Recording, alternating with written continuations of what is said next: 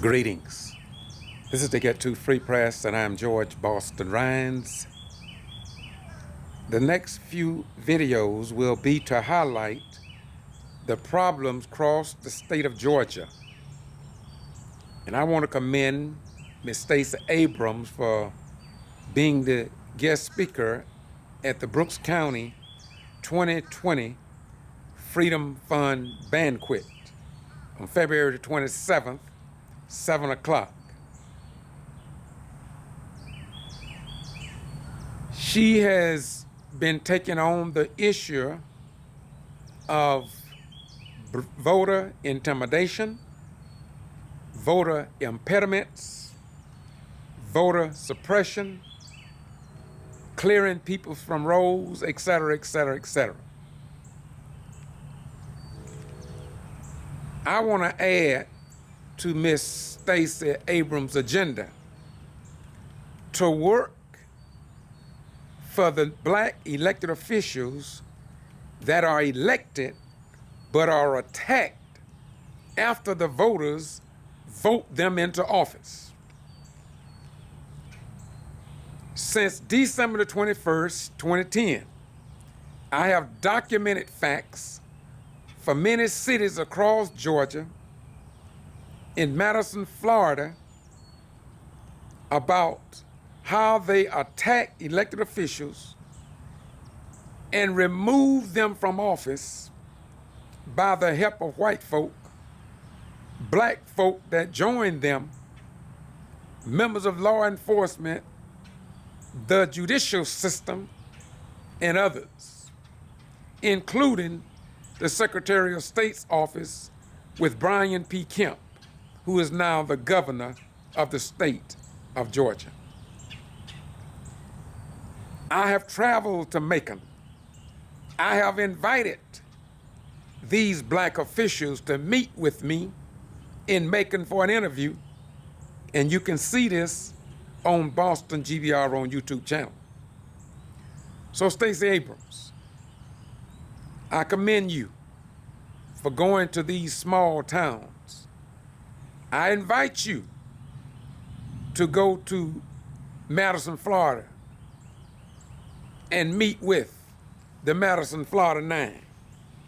When you leave there, STACEY, go to Brooks County with the Quitman 10+2. Move on around to former Mayor Linda Harris in Meigs, Georgia. They removed her.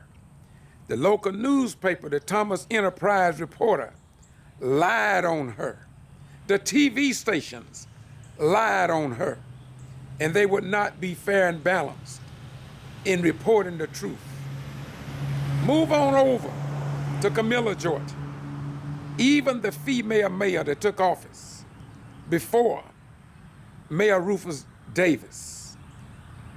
Read the historical record and see what they did to her and him. Move on around to Lumpkin, Georgia with former Mayor Charles Gibson and the secretary, the black secretary. See what they did to her. Go on from there to Dawson, Georgia. Christopher Wright, shot 6 times, left in his yard for dead. Y'all let me stop there. Y'all let me stop there. It's all been documented.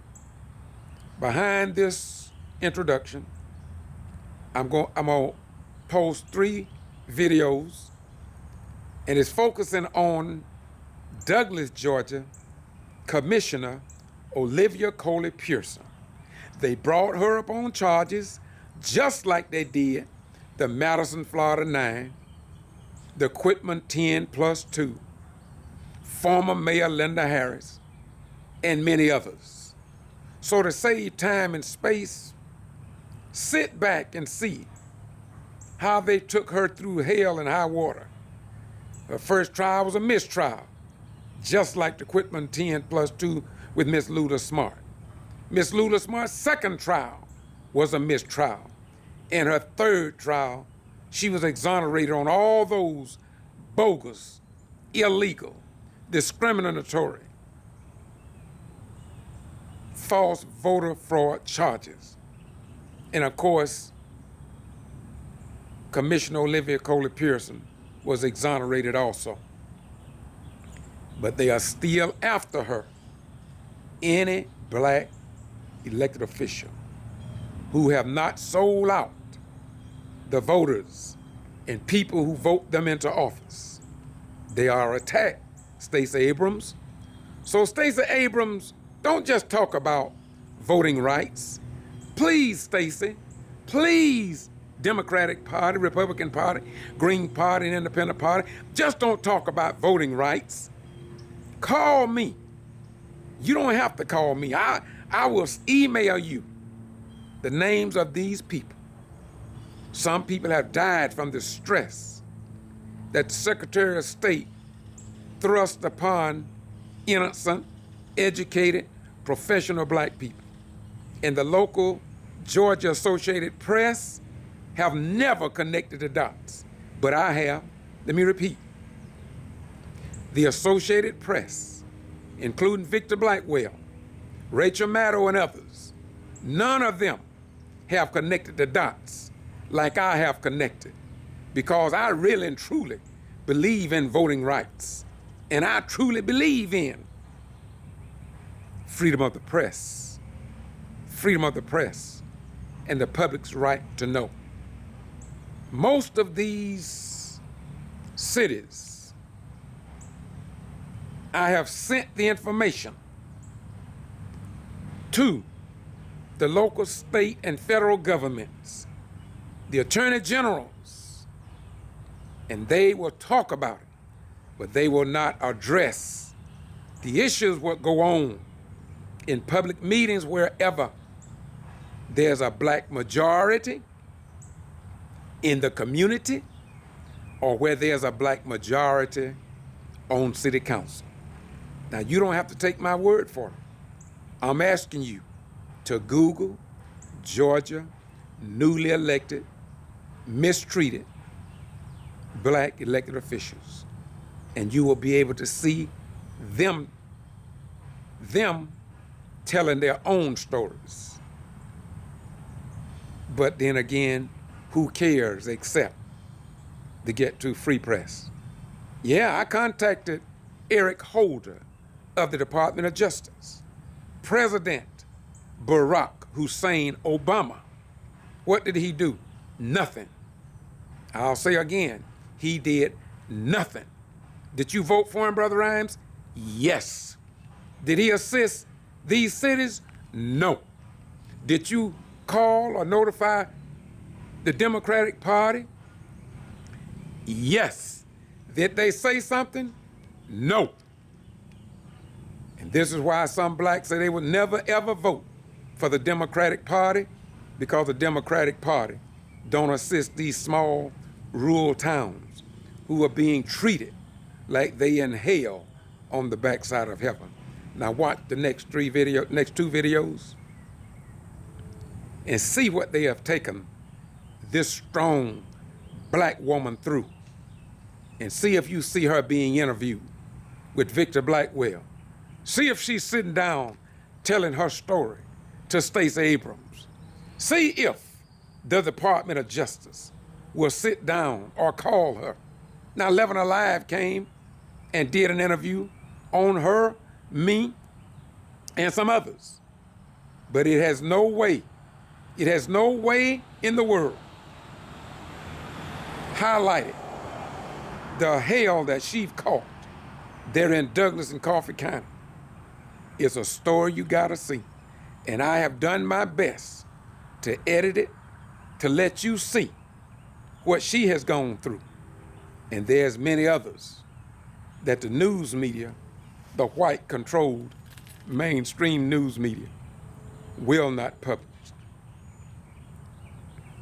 And so, before you send your son and your daughter off to fight for a country that refused to publish your news, you better think about what you're doing. You better think about it.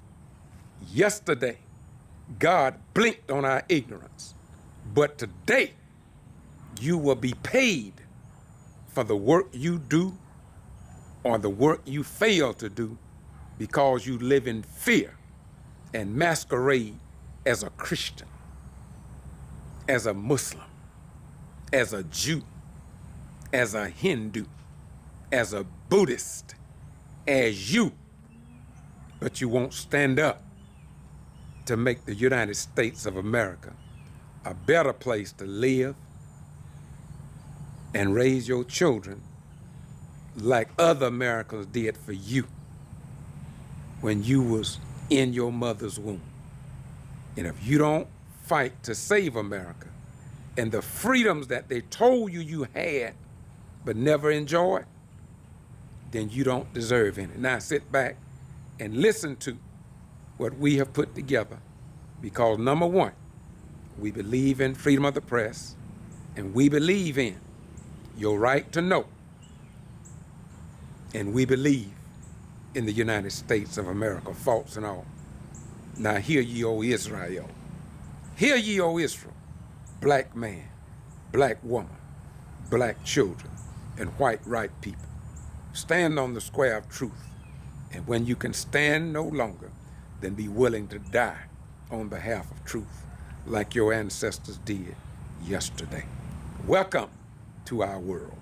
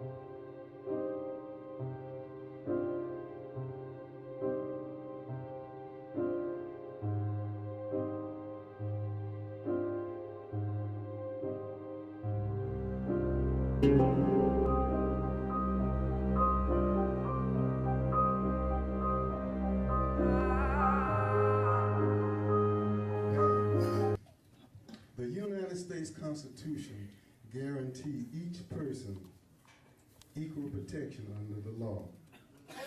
The United States Constitution guarantees that every person of our nation is presumed innocent until proven guilty in a court of law. The rights of these citizens were violated. Amen. Yes, sir. And what angers me so is the fact that Sister Latasha Head died with these accusations hanging over her head. Yes, sir. Yes, And sir. yet there are still, with her, 11 people that still have to be tried. This case has been going on for 4 years. Sir. Now, you have to understand one thing, and that is, every person is entitled to a speedy trial. Their rights was violated. Now, why did it take over 4 years to bring these people to justice? It's because they didn't have a case. Right, right. Amen. That's right. They didn't have a case. They were hoping that they would take the plea. But when they didn't do that, they had to prove their case. And if you were in the courtroom, That's right. you would have seen one of the biggest fiascos you ever wanted to see in your life. Oh, yes. That's right. Oh, yes. The witnesses lied on the stand. Yes. The Georgia Bureau of Investigation lied on the stand. That's right. Yes. Falsified documents. That's Yes. The Secretary of State lied on the stand. Yes. Boone from the post office, who started this whole mess, lied on the stand, Yes. all to try to make these citizens look guilty. My Lord. But thank God that we have a God who sits high. Come on now. And he Yes, looks sir. down. That's right. Yes, Lord. Yes, Lord. Lord. That's right. The sad thing about this case is Governor Deal, who's the leader of the state of Georgia, left the state capital to come down here and suspend people who were elected to the school board. Yes. That's right. Yes. This election was certified Yes, sir. and without due process of law. That's right. Every person is entitled to due process of law, Yes. That's right. but he's put it upon himself to suspend Dr. Nancy Danner, who has a doctor's degree, Yes, sir. Sister Diane Thomas, who has a master's degree, Earn. and Sister Linda Troutman. Yes, Lord. They treated us like, you got to excuse me for saying us, Earn. because I was just as angry as they were. That's right. That's right. Every citizen in Brooks County should have been angry Upset. Come on now. Yes, sir. for the way Yes, they sir. treated our citizens. Yes, That's right. sir. But yet many people didn't get involved because, number one, you thought they was guilty because the white man said they were. Whoop, there it is. Whoop, whoop, there it is. Come on now. That's all right. That's it. And you're scared. Come on now. That's it. That's it. My question is, how are you going to get the horse back into the barn? Yes, he is. That's right. These people's names have been tarnished, their reputation besmirched. They have been talked about, accused of different things. And now they are proven innocent. How are you going to get the horse back in the... How will you restore these people good name and reputation? How are we going to do that? We need to look at that and see what we can do to help them restore their good name. One thing that most people didn't understand, and I'm getting ready to close, were that when the G.B.R, the Secretary of State, canvassed the community, they tried to strike fear in the heart of the black community. Woo! Yes, sir. Yes, sir. Yes, sir. They didn't want you to vote. That's right. You don't. They especially didn't want you to vote absentee because those absentee ballots can be accounted for. Yes, sir. Paper That's trail. right. Paper This- trail. Trial proved that there was corruption downtown. Right. That's right. If it wasn't for the absentee ballots, it never would have been uncovered. That's right. Many people don't understand that when those incumbents were declared the winner that night and woke up and had lost the election that next day, it's because they didn't intend to count They didn't. the absentee ballots. That's right. That's right. Right. But God prevailed. Yes. Amen. Amen. The prosecution changed the wording on the ballots to prosecute Lula Smart. The language was not there in 2010. They changed it My Lord. My Lord. That's right. on the ballot to make it look like she was guilty. The prosecution suppressed evidence. Yes, sir. They hid evidence. Show they did. I'm a witness. Amen. Show enough. Speak it. Tell the truth. I believe that we ought to demand, as concerned citizens, Yes. that they drop the charges on every remaining member.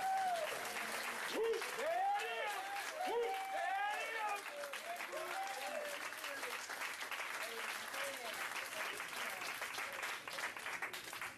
What's so amazing is that Sister Dana and all of the workers on the pole had been trained. Yes. They knew what to do. But yet they tried to make it look like they were incompetent. But God prevailed. Amen. Few of the fallacies of this trial, and then I'm going to sit down. Amen. And I don't know about you, but I got angry when I looked. I didn't even vote absentee ballot that time. And here come the G.B.R. and the Secretary of State knocking on my door. Wow. Wow. But one thing that happened that most people don't understand is that you all shut them down. Amen. Amen. You all shut them down. When you told them that we're not going to answer your question, we voted who we wanted to vote for, I did what I wanted to do, get out of my yard. Woo, there it is. We don't have to be afraid no longer. All right. Amen. It's so much I could go on, but I'm going to Tell the yield. story. Jesus. I'm going to yield. But there were so many fallacies. Yes. And I hope and pray that we all learn a lesson from this. Yes. That we're not going to let anybody come in our community No. and disrespect our people.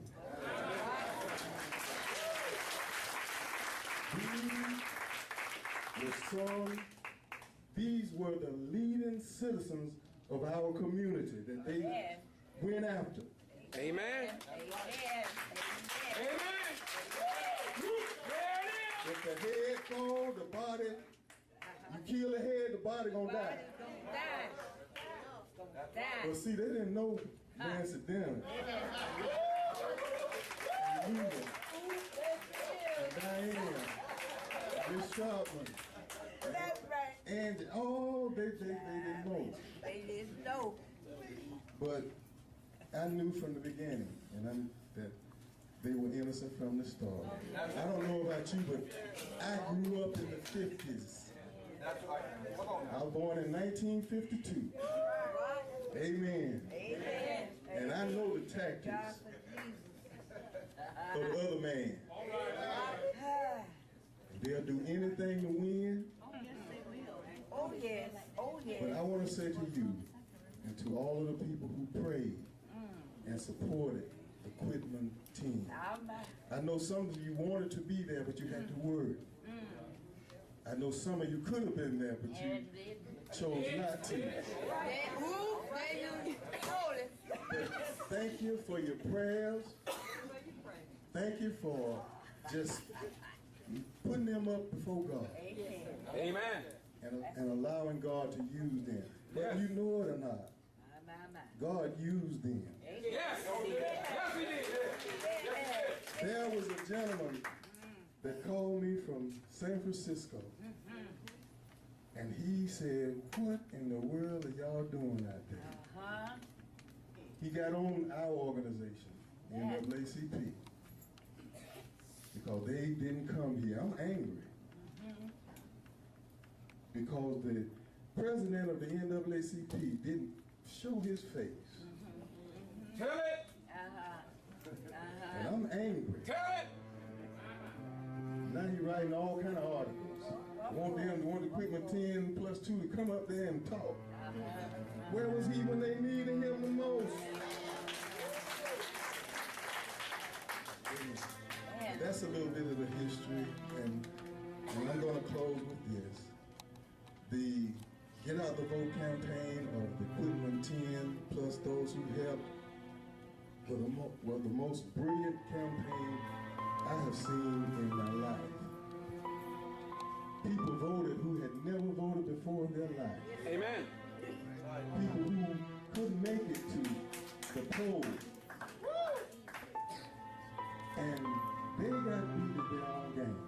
Come on, man. That's right. Amen. Amen. It was a brilliant campaign. It was well planned, well organized. And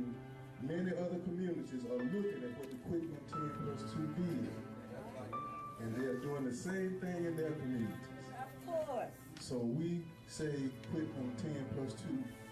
Don't stop doing what you're doing. We got we're fast getting a new council. I told one of the white gentlemen that he was wondering how did the mayor get beat. And I told him that everybody who touched the equipment team, we can go after. I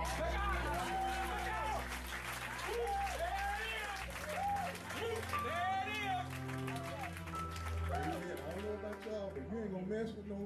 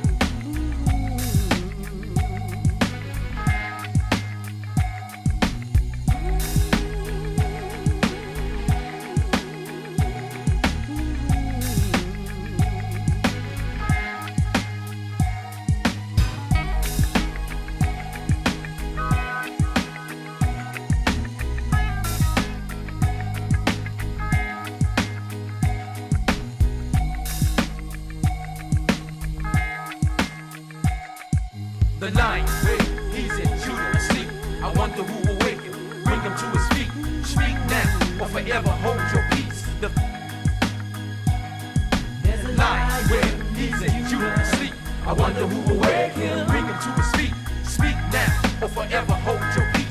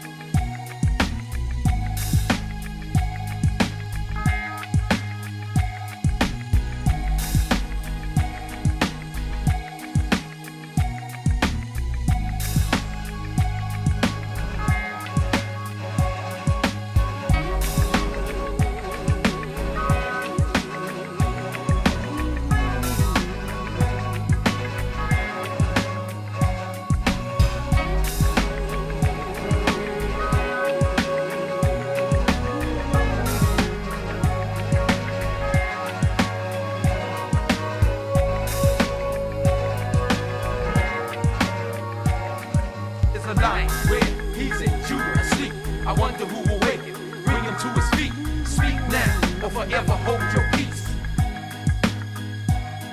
There's a light where he's in Judah asleep. I wonder who will wake him, bring him to his feet.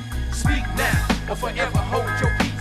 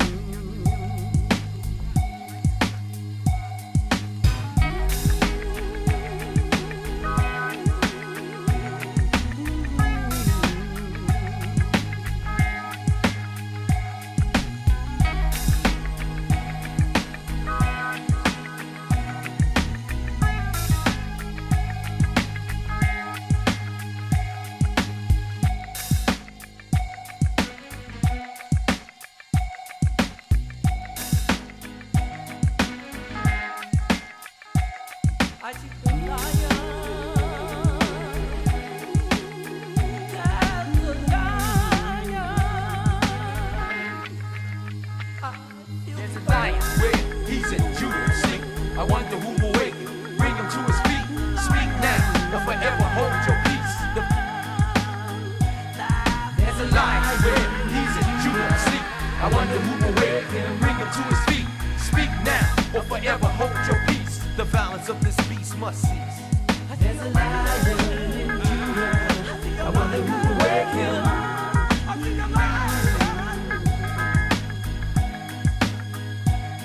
There's a lion in Judah. I wonder who will wake him. Get up now. There's a lion in Judah. I wonder who will wake him.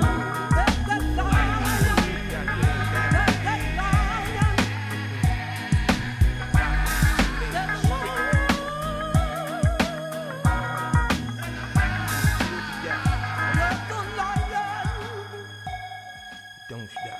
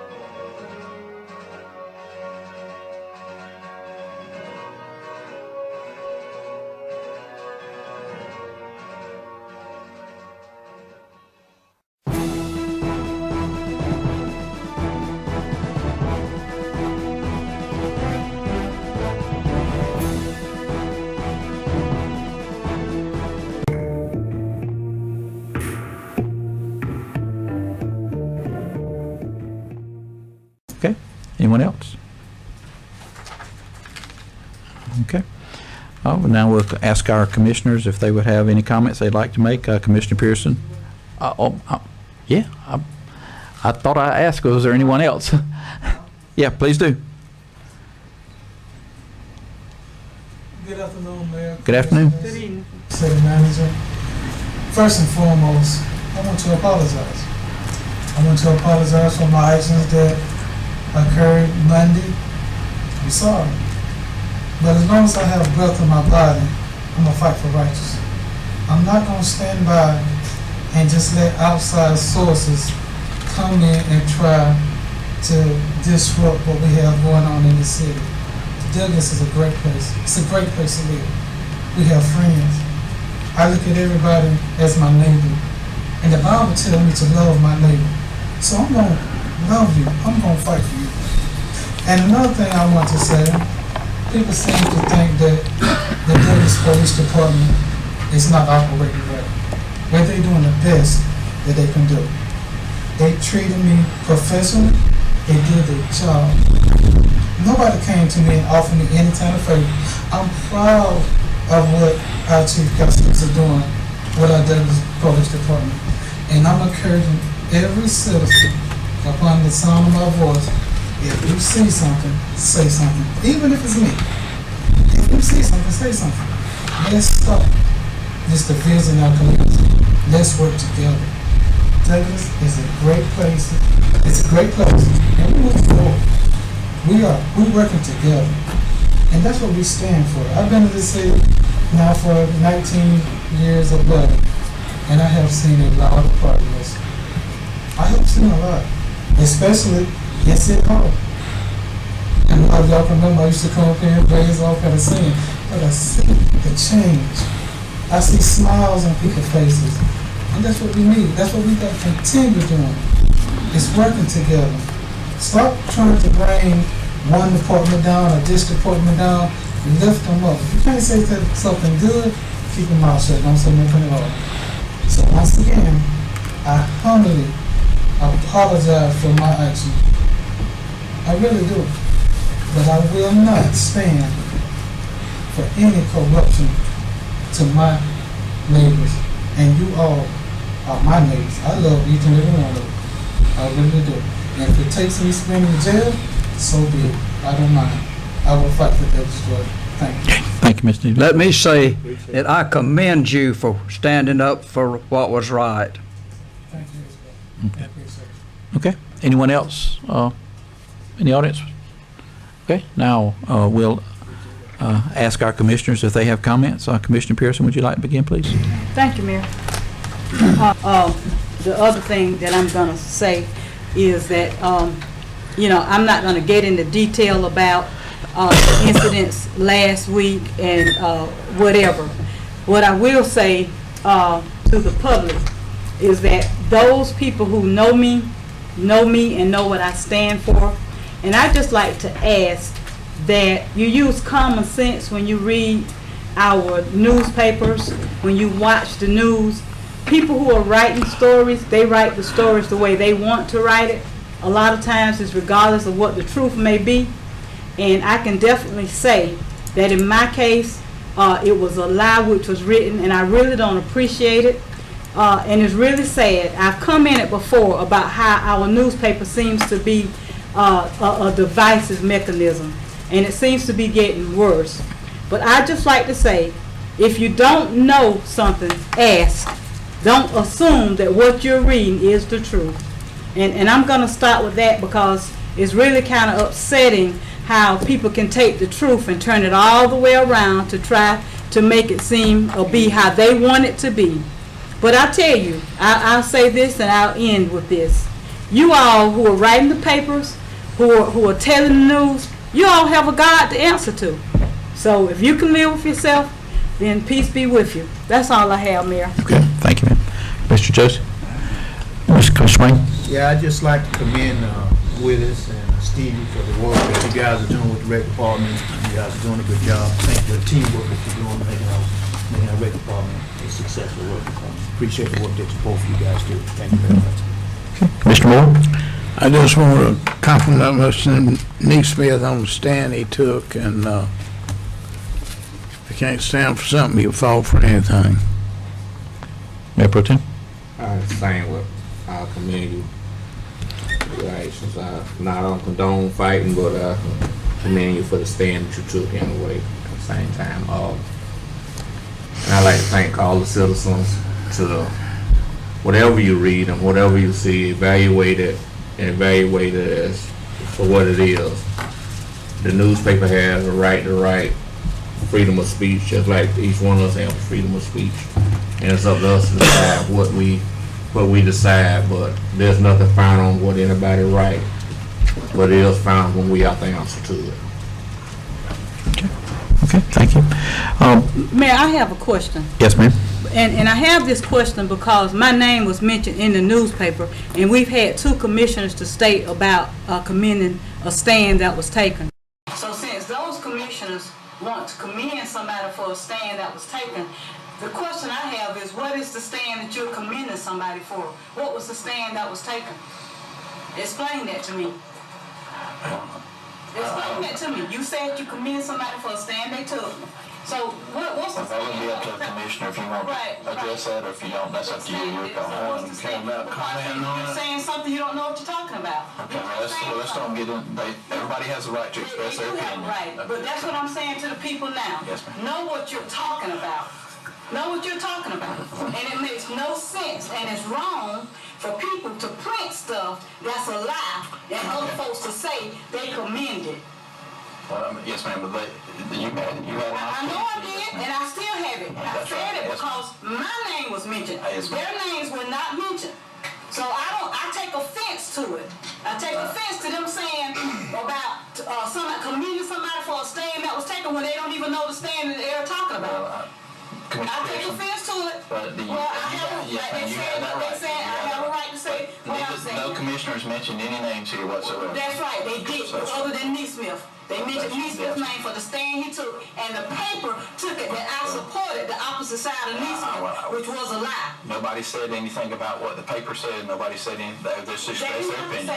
Yes, ma'am. Okay, thank you, ma'am. They indicated that they were supporting that when they said what they said. Okay, thank you, ma'am.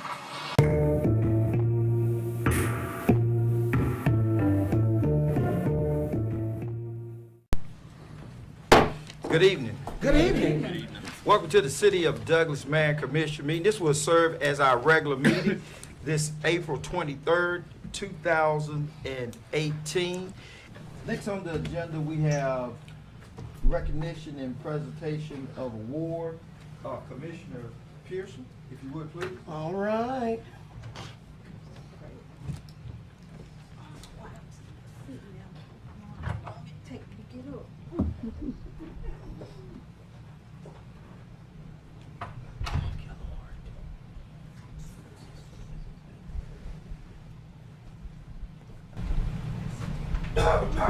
Pictures were so much better without the tape. What? Inside. Outstanding. Inside. Outstanding.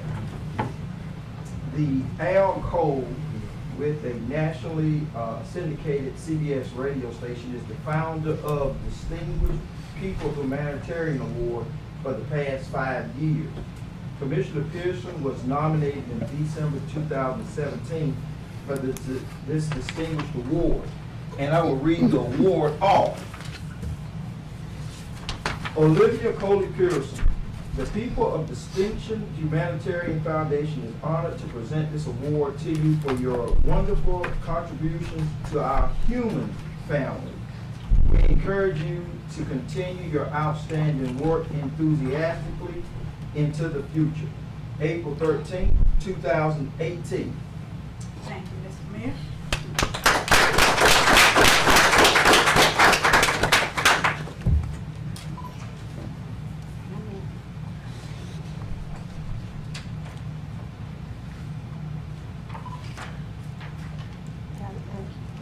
Thank you. You're welcome.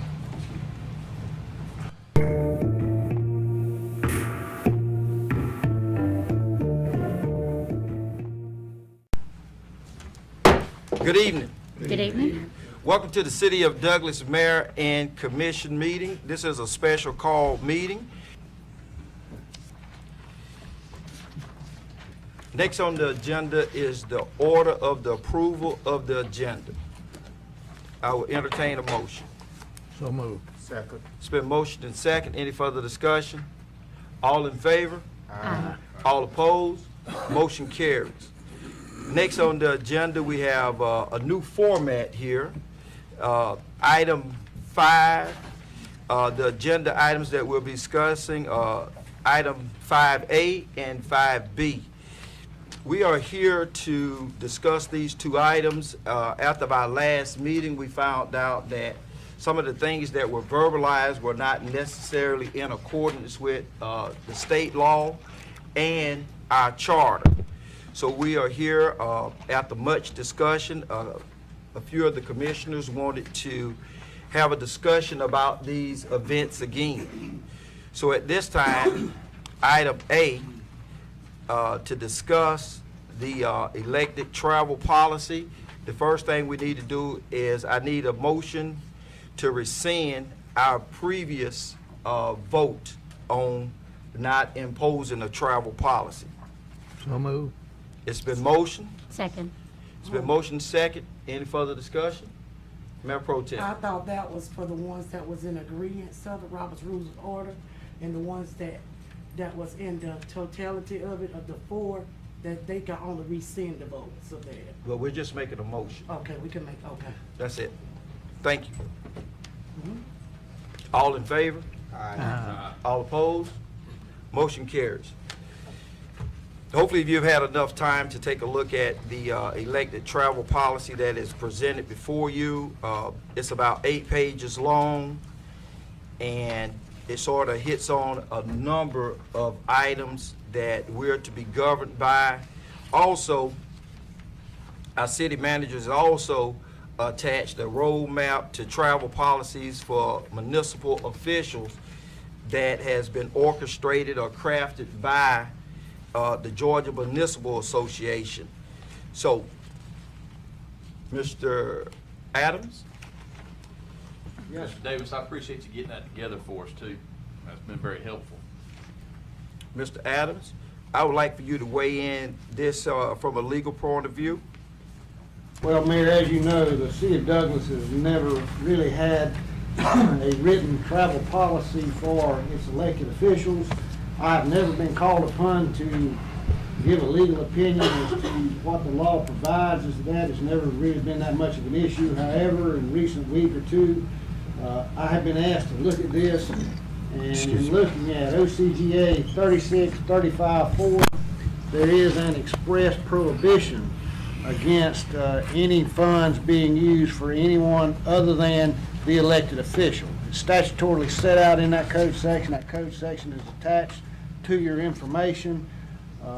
And, you know, the issue that came up last week or the week before, where the commission was in favor of providing expenses for meals and things like that for elected officials, you approved.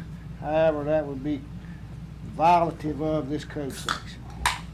Okay. Have you reviewed the current policy before us, and is that in compliance? I have reviewed the current policy as proposed by the city manager, and that policy follows the outline that was prepared by the GMA legal staff that is attached to your information. Thank you very much.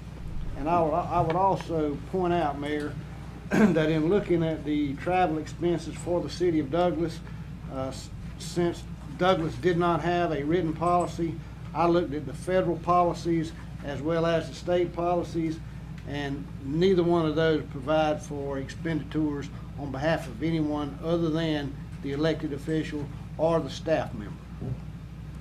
Thank you.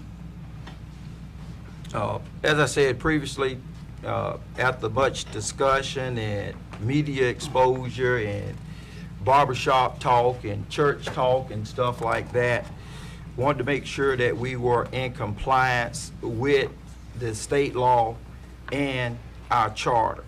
So at this time, I will entertain a motion to approve the policy as written that is before us. What is that? The policy that's attached, the travel policy. Move to approve. Second. It's been motion and second. Any further discussion? All in favor? Aye. All opposed? Cool. Now, I'm kind of mixed up because on the ones to move forward, it has to be in the four that, in order to bring it back, the ones in the four. Not to make the motion. Okay. Anybody can make the motion. Okay. So it's been motion and second. Any further discussion? All in favor? All opposed? Motion carries. The next item is to discuss decision to combine two community development department positions. Again, after research and understanding that our charter, I've actually talked to the state about this as far as us being in compliance with our charter. What we did last time was not in compliance with the charter. So at this time, we are here to render, hopefully, a decision that will bring us in compliance with our charter. So at this time, I will entertain a motion to rescind the decision to combine those two positions as stated in the previous meeting.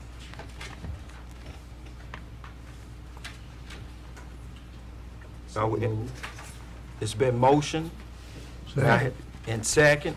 Any further discussion? Yes. Mayor Pro Temp, the floor recognizes you. I was told that in Robert Rules of Order, in order to rescind something, it has to be any of the ones that voted the last time from the last meeting. Correct. The last meeting was for the last meeting. My thing is that if we merge the jobs, like I said before, I'm not changing my vote on that because I stand firm on what I say. By merging the jobs do with the city planner, he has the qualifications, the employees has the qualification, education, and the knowledge to administrate grants. As the city planner, his responsibilities is to manage different studies, pertaining to community development and prepare different reports that he will come across reference with some of the grants that the city will receive. Grants and planning for the community needs to go hand in hand, I think, with planning of housing and community development projects. I have a question for Charlie. Do you think that merging the jobs will break down the learning progression for this department? Our city manager. As stated in earlier meetings and also in the agenda item, the issue is not about a particular person here. It's about the number of people that we've lost in the recent years in the community development department. We're at a critical stage of we've got a minimum number of employees that we need in that department, and with the 3 or 4 retirees that we've had over the years, we just have a lack of the number of personnel, and we need to replace those personnel and then increase the knowledge of all those personnel in that department. Because collectively we've lost around 130 years of experience, and now with the 2 people that we have in that department, we have about 8 months of experience now. Okay, so now it's 130. Because it seems to me as if the director have decided that the grants administrator will be a crucial role in rebuilding the department. So with that being said, it is required experience and education for a grant administrator. Because if what I seen on the grants administration duties, it doesn't have high level of education for the performance duties. Since this job is very crucial and the department will be lacking 170 years, that was on the thing on the agenda item for the last meeting, of knowledge, then why is it only requiring 2 years of experience and an associate's degree? That was posted on the last agenda item. With that being said, we have a city planner that has a master's degree and that is more qualified, and under that description that y'all gave out, it had about implementing and administrating grants. But they also said that it was taken out because it was for a senior planner. But the reason why we don't have a senior planner for the city of Douglas is because we do not have a planning department. So therefore, Mr. Jacobs, our past city manager, wanted to get a city planner. Something else I want to address while I'm on the floor. Commissioner Pearson sent me a letter of addressing this issue. It says, Dear Mayor and Commission, I'm sorry I could not be in attendance to the call meeting tonight due to other duties and schedules. However, I wish I could have been present for these important meetings, which I was not consulted about. I want to make it clear that I am not in favor of having another vote to reverse the decision of the city planner. Having added duties of the grants administrator with a small increase in salary. Her reasoning is, for the main reasons the same, by combining the duties will save the city of Douglas approximately $20,000 to $30,000, especially the concerning fact that the citizens and few commissioners and staff are complaining about the city commissioners adopting a city per diem of $60 per day for elected officials travel out of town and city's business.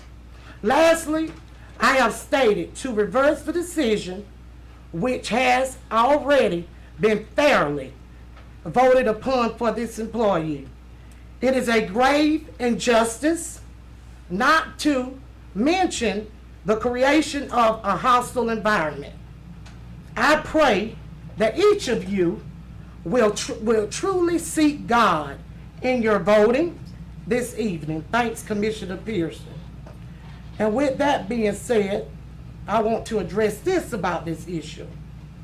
Going back to the agenda on that item that was on there about the grants administrator on 8/27, 8/27/28.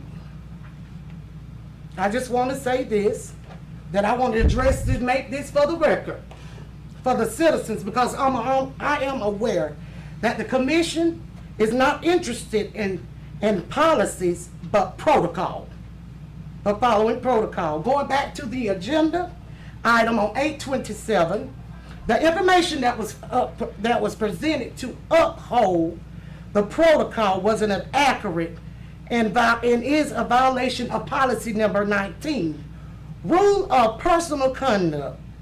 The director and the city manager falsified the agenda item by consenting, saying statements on a work order recorded that was not said by me nor Commissioner Pearson.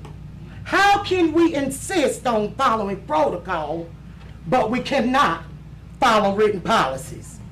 Mr. Tommy, if I may ask you, when I'm in your office, how many people are in your office, if I may ask you? There's one other in our department, Mm-hmm. and then this person we're discussing is in a little office right outside of our office. Okay, when I come and sit in your office, I have a special chair. Where do I sit in? Where do I sit in? Fold out chair. And where is that? Between? It's between two filing cabinets. And who's between the filing cabinets? And the two employees of the finance department. And that's you and, okay. With that being said, I want to just kill these rumors and the accusations and the accolades. I just want to address this because it's rumors going around of insinuating personal and accusations between an employee and me. But I want to clear the rumors up because when I go into, and Commissioner Pearson have a copy of this email that Mr. Charlie, our city manager, sent her, stating that I was in their office too much. When I was in their office, Tommy can contest to this, I was in his office helping a citizen named Miss Maddie Moore. Miss Maddie Moore lives on Gaskin Avenue, and our houses fell apart. I stayed in Tommy's office for how long? Basically about 2 weeks to 3 weeks. And we was communicating with Dewey Hayes so that we can get the right stuff so she can get along on that. But the thing about it is, I'm tired of being touched by an elected official stating these accolades and stating these accusations of these rumors. I'm tired because I'm all about helping one another. I don't just stand up for one person, I stand up for all persons. And how can you go on with rumors and they're not true? That's creating a hostile environment, and also that's creating harassment. I want this to end today. And I speak this, I want this to end today because it's coming against my personal character. It's coming against my personal character, and I want this to end today. But if it does continue, I will seek further action. And that's all I have to say on B. Let me make sure I didn't leave nothing. But I want to get our citizens involved, not just to be worried about a utility bill, but come and see how the city is spending money on salaries, different other projects and different things, because it's more than a utility bill. It's about the city of Douglas that you care about. And I feel that this employee is more capable of doing this job, because we always say we want this to be a place where our young people come back to work. But the thing about it is, if we're going to give it to a job to a person with 2 years of experience and an associate's degree, and we have someone that has a master's degree, and that was a part of his job description, and you took it a part of that, I find that to be wrong and unjust. So that's all I have to say about that. Thank you all. Outstanding. Anybody else have any discussion? Nobody else have any discussion? I had said. I do have one question for the Hold city on. manager. Chair, excuse me. I'm sorry.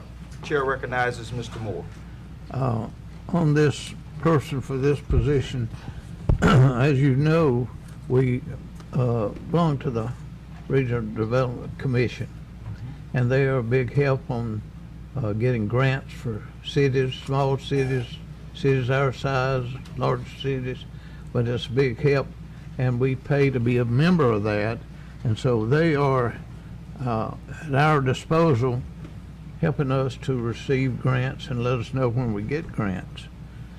And but I think that advertising this person that we talk about, this third person back there, I think we need to advertise it and put the qualifications down there and seek somebody for it. Thank you. Commissioner Gow? Just wanted to make sure we were still on the same page here. Is it the recommendation of the city manager and the department head that Not to combine. not to combine the positions? You feel like it's in the best interest of the department and the duties that need to be performed, that we need to have two people in that department? Yes, sir.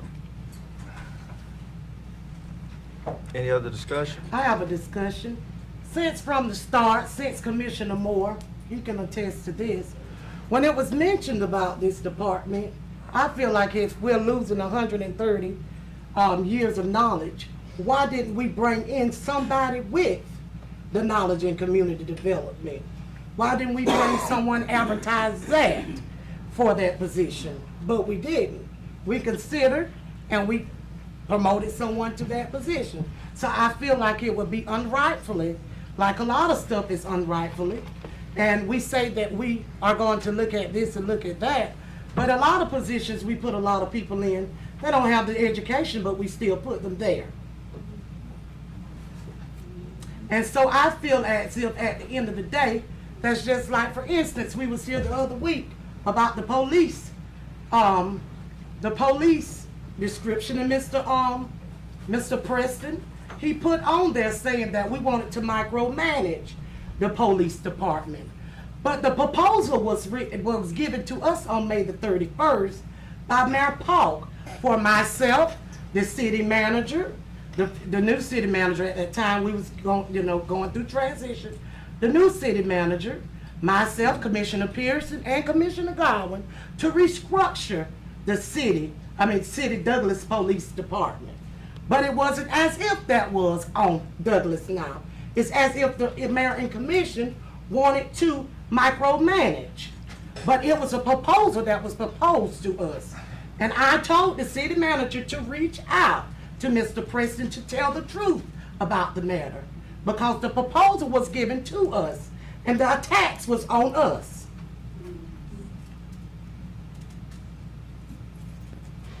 So my thing is, if we go out and advertise, why didn't we advertise for the community development director to bring somebody that was over? We had Ms. Dale Batten. She was here. She didn't have an assistant. She didn't have a administrative assistant. She didn't have a grants writer. She didn't have none of that. She did the job. Sometimes we have employees that have 5 other job duties. We have 5 other job duties. So that's how I feel about that. But we touch what we want to touch, but we don't touch what we feel like we don't want to touch. But if we go by policy, it's the same as. So I just feel like, why carry that out and advertise that when we didn't advertise that? For that could run our community development department. So we wouldn't be here today where we at now, losing 130 and 170 years of experience. That's all. That's it. We've already had a motion and a second, and we've had discussion. I had said I wasn't going to say anything. However, I am compelled. This is not per se about an individual. This is about the rebuilding of the community development department. Sometimes in the city, it's not about necessarily saving money. We can save money by combining all the police officers and only having 7. But is that feasible? Is that plausible? That's the question that is before us. The question before us is that, one, in our charter, that is up to the discretion of the city manager. So my thing is this right here. I feel as though that we're not in compliance with the charter. The young man that we're talking about has done a good job down there, but this is about rebuilding that department. That's what this is about. This is about us being in compliance with our charter. Could I make... Excuse me, I did not interrupt you. Well, I'd like to come after Okay? you. I did not interrupt you. Okay. So, and what I try to express to citizens, sometimes we want to do a feel good. We want to do a feel good. Well, you know what? There are a lot of mayors of major cities that are in prison for trying to do things outside the scope of their authority. If we want to change the scope of that authority, we need to change the charter. That's what has to happen, is to change the charter. Since our charter is not changed, we need to stay in compliance with our charter. And that's why we're here. That is why we're here, to stay in compliance with our charter. The chair recognizes the mayor pro tem. Okay, since we're following in the order of the charter, could I please see that in documentation where we're not following in with the charter? Because I haven't seen that. I haven't seen where it's lined up to say where we're not. I haven't seen a paper before me to say what policy, what charter number it is, or nothing like that. But could we get that, please, so that we can see that before us? The charter? Yes, sir. Got a copy of it. Say again? It's online on the website. No, it's not. You have to ask the city clerk. Yes. No, it's online. I went on there. Yeah, citydouglas.com, Look at it right here. left-hand side, Code of Ordinances is your charter. I'm saying if we're discussing the charter, that should be laid upon us. If we're falling out the lines of the charter. Since we're here tonight, the charter, this week the charter just came up. So therefore, it wasn't mailed nor mentioned to the commissioners that we was not in line of the charter till we got to this meeting or a prior conversation to it. So my thing is, could we get a copy of the charter? I mean, you have to go online to look at it, right? Yeah, you can As print a it out. commissioner, I have to go online to get the copy? Yes. Can the city clerk, can you get me a copy of the charter, if you don't mind? Thank you so much. We're good? It's been motioned and second. Any further discussion? And I will entertain a motion not to combine the positions in the Community Development Department. So moved. It's been motioned. May I have, and second. All in favor? Aye. All opposed? Opposed. What was your vote? But Robert's Rules of Order, you said to me, stating this week. Excuse me. Robert's Rules of Order this week, you said that in order, the ones that voted, it was 4-3. Correct. The ones that was in the majority of the vote can flip their vote. But the ones that already vote doesn't count. There's a new issue before us, Mayor Pro Tem. What's the new issue? About the same thing that we presented? What I just stated. About the same thing that we brought back? Commissioner Moore was in the majority. Okay. And he has changed his vote. Okay. Okay? Okay. The motion carries. So, the next thing is, on the agenda, we have the mayor and commissioner's comments. Mayor Pro Tem, I will start with you. Please be mindful of the time. And I'm mindful of the time, but I really don't think that this call meeting should have happened tonight, because we will be right back here Monday, which is just a few days from now. And I just don't like how it was not a consensus of the whole council. All we was told that the mayor said that we was having a call meeting. Correct. So therefore, it wasn't a consensus that went out to check our schedules or nothing. It was just a meeting set in stone. Correct. And I think that that was very unfair to the other commissioner that could not be here because it wasn't aware. It was just a text and an email stating that we was going to do this. But, you know, I'm okay. I'm okay with it. But at the end of the day, I just feel like it's gonna come a time when when something else is gonna come and the shoe is gonna be on the other foot. Correct. And we'll really see the issue and everything. But that's all I have to say. Thank you very much, Mr. Mayor Pro Tem. Thank you so much, Mayor. Commissioner Gowan, Commissioner Gowan. I appreciate you having this meeting. I'm glad that we're able to get these two issues resolved. I want to thank all our citizens that have contacted me and have voiced their opinions about, particularly about the pay policy. It needed to be fixed, and I'm glad that we're able to do that. I thank all those who have contacted me personally about this issue, and I appreciate the patience of our employees here and for their support on these issues as well. That's all I have, Mayor. Thank you. Mr. Taylor? Thank you, Mayor. Again, just talking with the citizen of Douglas. Me, myself, you know, I was approached about, you know, our travel policy. And so I had told them that we did have a meeting tonight. And I'm glad that we came up with a policy so that we all know whenever we go on these training, what we need to do, how we need to spend, and all. So I'm glad we came up with the policy that we got now, so we all can be on the same page. Thank you, Mayor.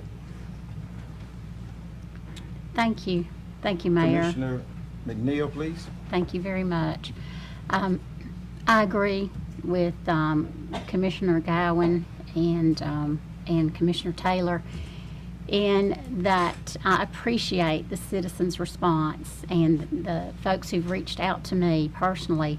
And we're given a task to do the right thing with regard to citizens.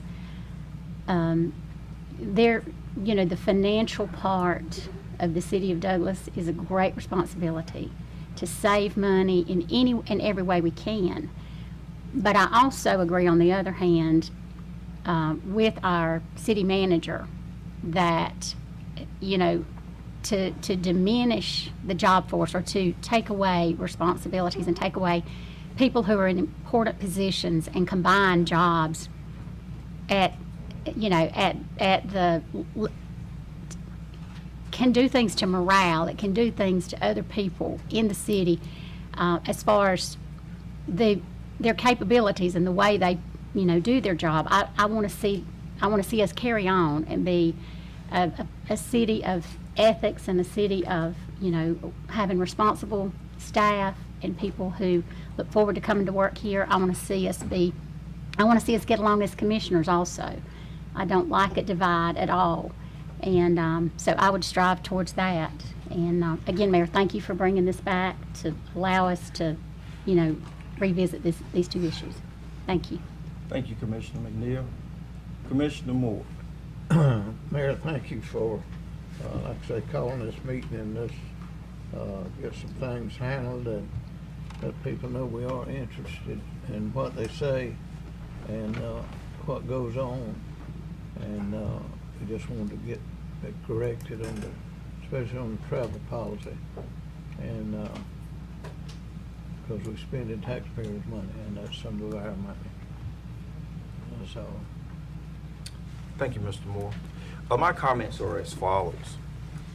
First of all, I want to thank my mighty Trojans for winning and holding on to the Board Award trophy. Our young guys went out there and fought a good game. We came out victorious. Actually, when I saw that Miss Boulder was going to do the invocation, I was actually going to do the invocation. I've been chased for the last few days by this bitter cup. If it is not my will, But if it's your will, let it pass. Tonight was challenging. It was difficult. And that's good. That's good. One of the things about operating and governing a city, we have to govern within the laws of the state and the laws that govern our city. It is not okay to just govern. It is important that we govern within those laws. If we do not like those laws, then we shall petition the Georgia General Assembly to change those laws. As I have said, I have been in contact with state legislators about this issue, wanting us to come into compliance. That's what the objective was tonight, was to come into compliance, to govern according to the state laws and our charter. It is paramount that we do what is right. I'm often reminded about Lady Justice. Lady Justice is blindfolded because what is justice to one person may be an injustice to another person. So we must always be mindful of that. One of the reasons that when we started down this journey as a commission, I made a promise that I would never let you walk into this chamber and be blindfolded or blindsided. I always wanted a harmonious atmosphere. We were very jovial, always had a good time. This is one of those trying times to see if the relationship that we had for 2.5 years gets eroded or erased by one or two events. And in totality, I see a couple pastors sitting over to my left. Sometimes we find ourselves in difficult positions. Sometimes we find ourselves in unpopular positions. President Abraham Lincoln said that the office of the presidency has driven me to my knees more during this presidency than ever in my life. That reigns true with me being the mayor the second time. And I say to the citizens of Douglas, this too shall pass.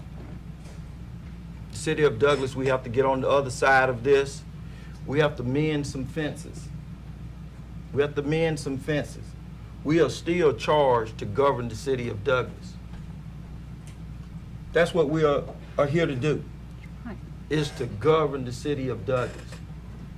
And leadership by example is the strongest form of leadership. The strongest form of leadership. And we have to set that example. We are held to the highest standard in the city of Douglas. We are held to the highest standard. We don't get to do something incorrect. Every citizen is watching us, and we have to be mindful of that. And I hope and pray that as a council, we will be able to get past this. And I ask this right here. May God continue to bless the citizens of Douglas. And I ask God to give me my council back. The council that I prayed for to come down here and govern in a harmonious environment. I want that council back. I do not want to drink from this bitter cup of hatred and division anymore. I don't want to do that. I want my council back where we were governing and we were respected in this community. I want that back, and I am here and I am saying this now. I am going to do everything that I can to get that harmonious environment back. At this time, I will entertain a motion to adjourn. Second. It's been motioned and second. Any further discussion? All in favor? Aye. All opposed? Motion carries. We stand adjourned.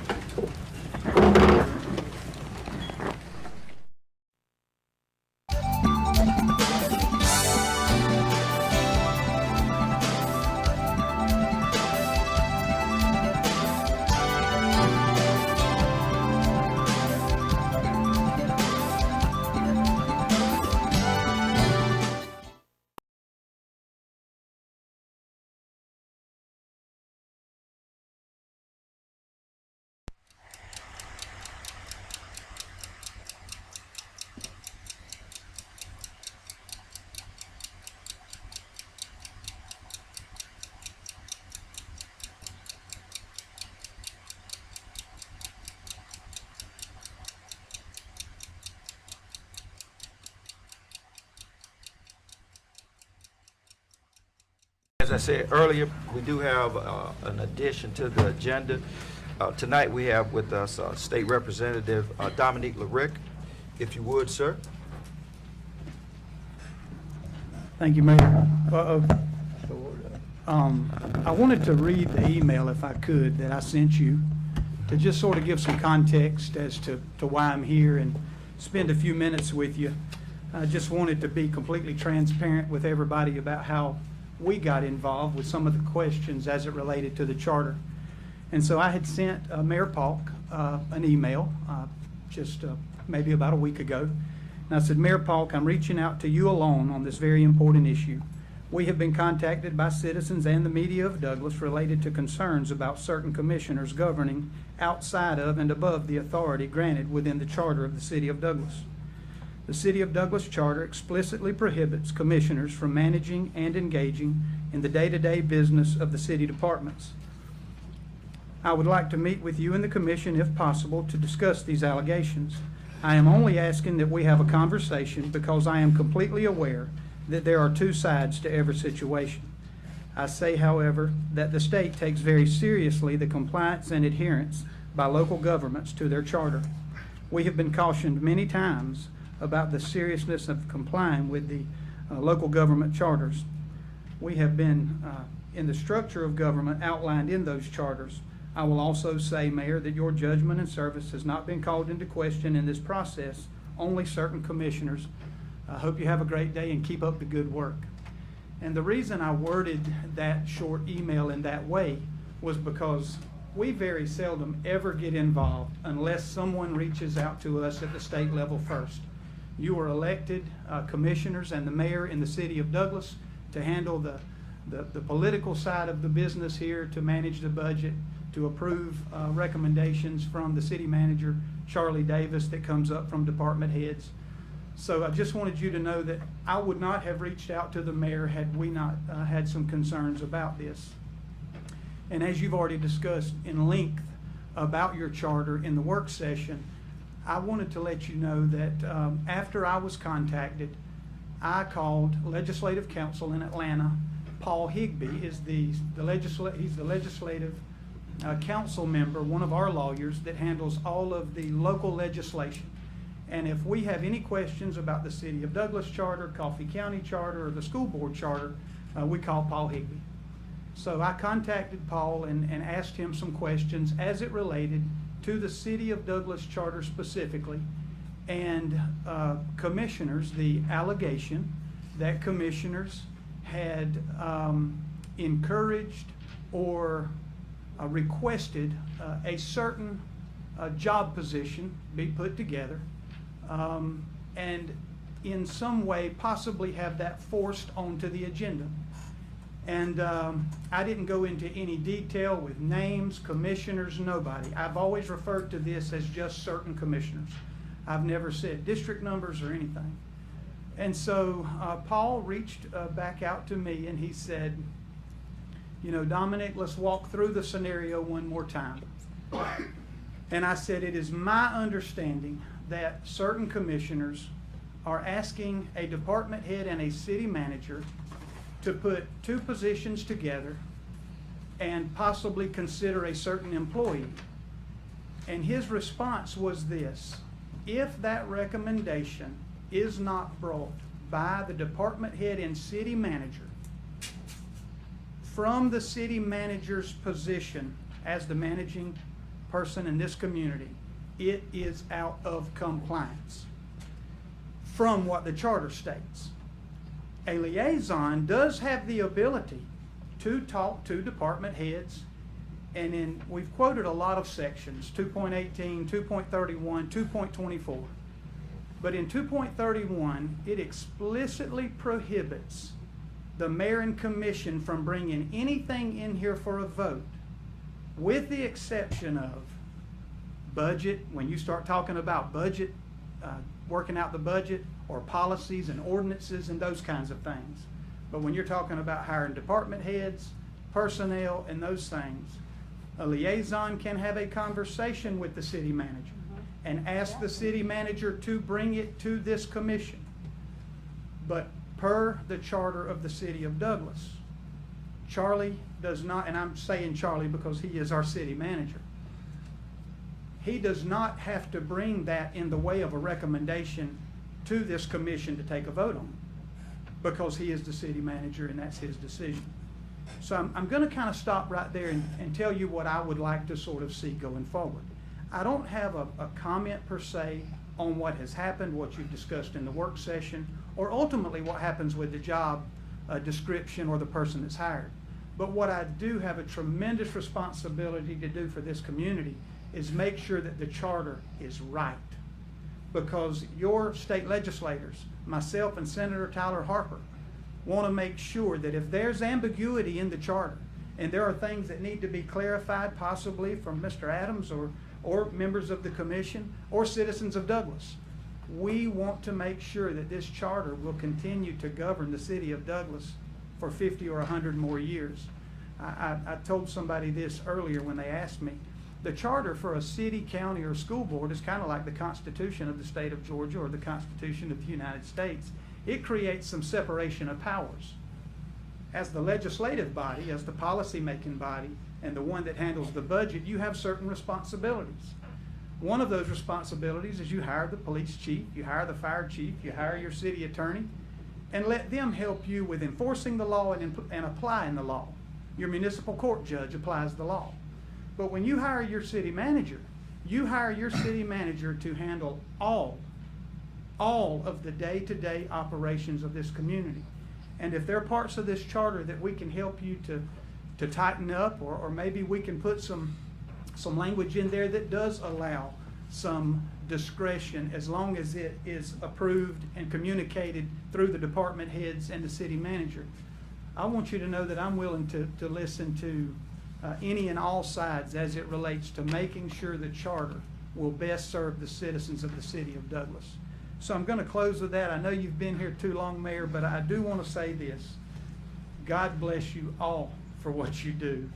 The city commissions and mayors and county commissioners and chairmen of the county commissions and school boards are the toughest jobs in this state.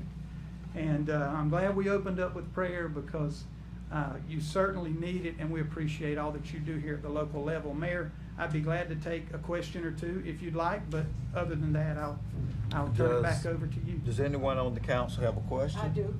So, Representative LaRicka, based on what you just said to us, that when the city manager brings us recommendations, we are to approve. So that, Yes, approve or disapprove? Yes, ma'am. So if we don't approve, then what? We did not approve what was brought. I'm not sure which instance you're I'm referencing. referring to the combining. The combining of the two. He did not want, he brought it, got it on the agenda like he was supposed to do. This mayor and council voted 4-2. My question, that we did not want that. My question would be, with all due respect, Commissioner Pearson, was this brought by Charlie Davis as the city manager of the city of Douglas as a recommendation seeking your approval to combine those positions? Was the decision to combine two positions brought from the city manager for approval. What he brought was. Did he bring it what as a he recommendation brought, to put them What he together? brought was, for them to make the decision about the job position. This mayor and council voted. It sounds to me like someone had him put it on the agenda, but he did not bring it as an official recommendation as the city manager of Douglas. He brought it he didn't have to bring it. I guess I would He probably. didn't have to bring it on the I would- agenda. well, He brought it. Again, you know, I hope that everyone, particularly the commissioners, understand the unique situation that a city manager is in when he's talking to a commissioner. A city manager is actually talking to the people that can hire and fire him just because. And so I think there is, you mentioned earlier, there's a very thin line. That's There really right. is not a very thin line. yes, Either the it is. city manager brings it as a recommendation for approval with his stamp on it that says, Mayor and Commission, as the city manager, Charlie Davis or whoever, I'm bringing a recommendation to combine these two positions because I think it will benefit this community. I would like your approval. Where it is not a thin line is if he simply puts something on the agenda as a request by a commissioner, because he still works for you regardless of whether he agrees with you or not. Simply putting something on the agenda is much different than him sitting there and reading from a piece of paper something that he and a department head is recommending. And as commissioners, you should be completely aware of that difference. That's not a thin line. Either Charlie brings, as a city manager, a recommendation, or he puts something on the agenda for one of the commissioners to discuss and hash out. Right. He put something on the agenda for the mayor and council to hash out. No, You to just take stated up and that. discuss is different than him asking you to approve it. He didn't ask us to approve the issue. Right. He brought forward what his thoughts were, and we did not approve it, which we were well within our rights because we don't have to approve whatever he brings forward to us. 4 people vote one way or the other.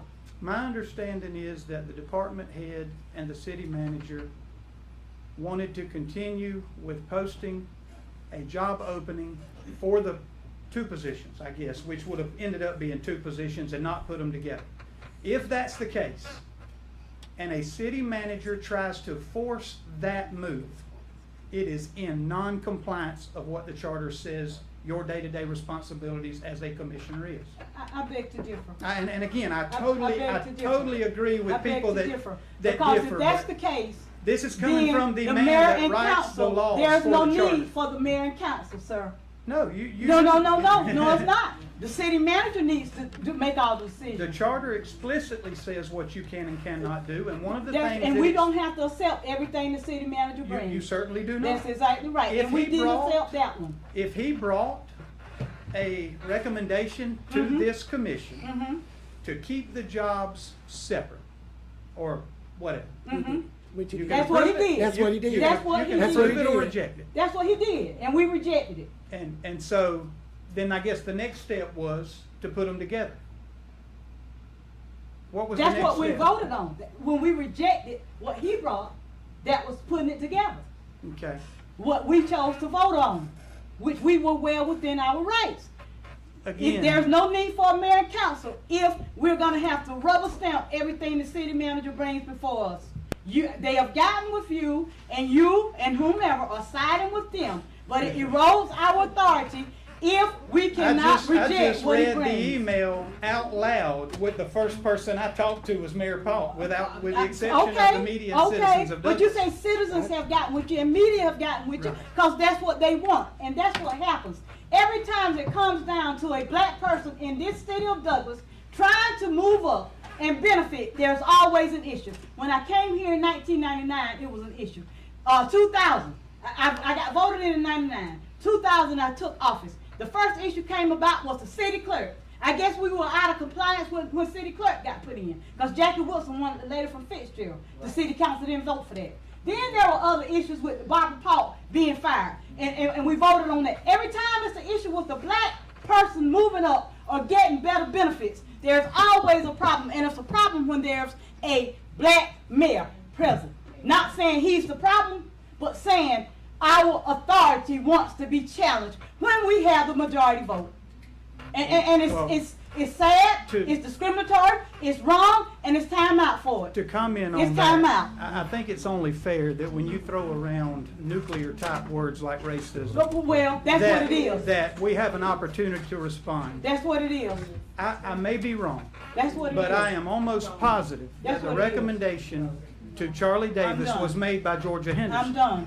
I'm done. I'm done speaking. I've said how it's gone. If I Georgia said how it Henderson went. is the department head, I said then how does racism I've enter into it? I've already said how it went. I mentioned in the work session sexism also. If your ability to I not mentioned accept in you're the out of work compliance session- is going to be taken out I on me, mentioned- I'm fine with I it because mentioned we in can the do with the work charter session what we want to. Sexism. I also mentioned sexism. We will clarify that in the charter for you. There are reasons. It doesn't have to be clarified in It the does- charter. it does. There are If- already laws pertaining to if- being sexist or if- being racist. If You don't have to think- clarify that. If you think that the city commissioners can be engaged in the day-to-day operations I of didn't what say that. jobs are put together and I what didn't say jobs are that. not, I said that's we out don't of have to rubber compliance. stamp everything the city manager brings before Nobody us. has said We that don't in here have tonight. to accept it. Nobody has said that in here No tonight. other council has been challenged about accepting what the city manager comes forward with, but a black majority city council. If- You've never came before with Jackie. I've never been asked to with come. Max, I've never been asked to because come. everything seemed to go in their favor because they've had the ruling vote. I emailed the mayor, and the mayor contacted me and asked me to come to the commission meeting. I What- did not ask him to whatever. come to the commission It's meeting. all been construed how it has wanted to be, sir. Some You people all have a problem with being You all have wrong. plotted and worked together. I- It's okay. We were within if- our authority to vote that 4-2 vote. We were within our authority. If being wrong is the problem, we will try to clarify what It's the not charter about being says wrong. to It's meet not with what the about will being of this wrong. commission is. It's about not having respect and not allowing us to have the authority that we have. That's what it's commission about. has no authority to That's tell what it's- Charlie that's Davis who what to it's hire. about. You have That's no what authority. it's about. I didn't tell him who to hire. You don't have We any didn't tell him authority to tell we Charlie didn't tell him Davis who to hire.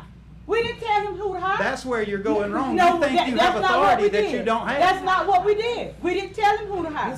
Commissioner Pierce. We did. You good? I'm done. You good? All right. I'm done. Commissioner Pearson is done. Mr. Moore, do you have any questions of the representative? No, sir. Commissioner McNeil? I don't. Thank you for coming, though. Commissioner Taylor? Thank you. Yes, I have a question. Yes, sir. Right now, I'm confused about the charter. Yes, sir. During the break, I was told, by our attorney that the charter is misread. By which attorney? Okay, that's the problem. Now let's keep going.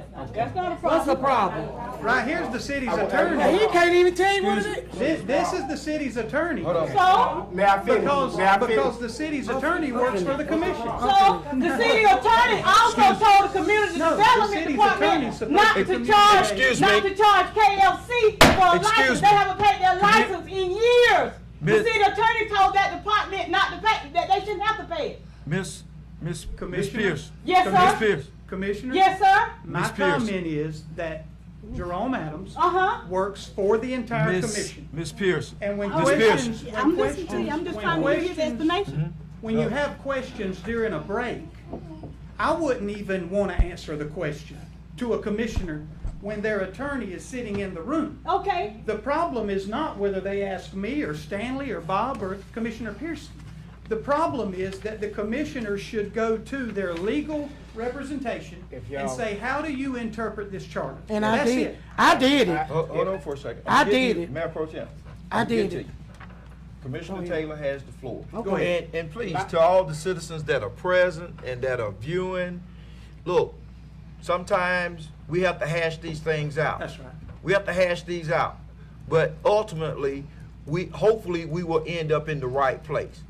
So, Mr. Taylor, your My floor. question, and I have went to my city attorney, Mr. Jerome, and asked questions that I did not understand. But I have two attorneys here. Both of them supposed to be on the same page, I think both of them have read the the charter. And, you know, I don't take one different from the other because they are both practicing and they are here to guide us, you know, everything.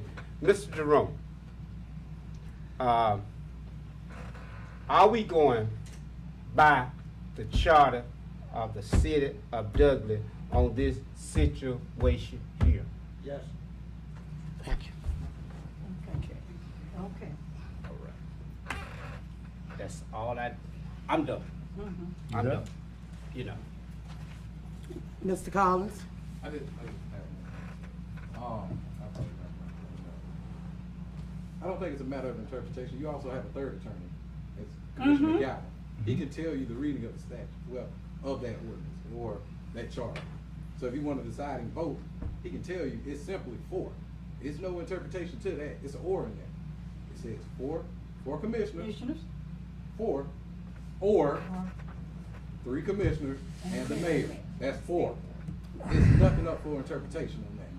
That's clear. I'm not. Is it being misread? I'm saying. I'm not misreading. And you're not misreading. Commissioner Gow? I mean, that's what it says. That's the plain language of the charter. I mean, I spoke, hang on. That's my question. Yeah. I spoke with Mr. Adams and Representative LaRickia as well. My opinion on it is, as an attorney and a commissioner, I think the charter needs to be clarified. So there is no question about it, because this, and as a lawyer, this stuff happens all the time. This is why we have appellate courts. This is why we have a Supreme Court when there's questions of law, when you're reading a particular statute or deciding a legal issue, and sometimes it's what we call a matter of first impression that's never come up before. But in this one, Jerome's interpretation could be correct, and the plain reading could be correct. So I think we need to specify that, because it's obviously the intent, and see, that's another thing that lawyers and appellate judges analyze, is the intent of the person or the people that drafted the legislation, the statute, or whatever. And the intent, the clear intent, is to make sure that a majority handles the vote. So then the question becomes, well, what do you consider a majority? The plain language says 4. It counts to 4 or whatever. But if you're trying to have a majority, you can get a majority and let's move on. We got the majority of the people that were there. So there's 2 ways to look at it. I think it needs to be clarified, and I think we have the attention of the people that that can help us do that. And me myself, you know, I'm confused because, you know, I got 2 ears and 1 mouth, and I heard it both ways, and I need to know what is the right way. And we got 2 attorneys here. I told Mr. Collins and the representative. I told Commissioner Gowan at the break that in my opinion it's poorly drafted. But I think the intent is for it to be a majority vote, and that it would take the mayor and 3 commissioners to constitute a quorum, and 3 of them would be a majority vote.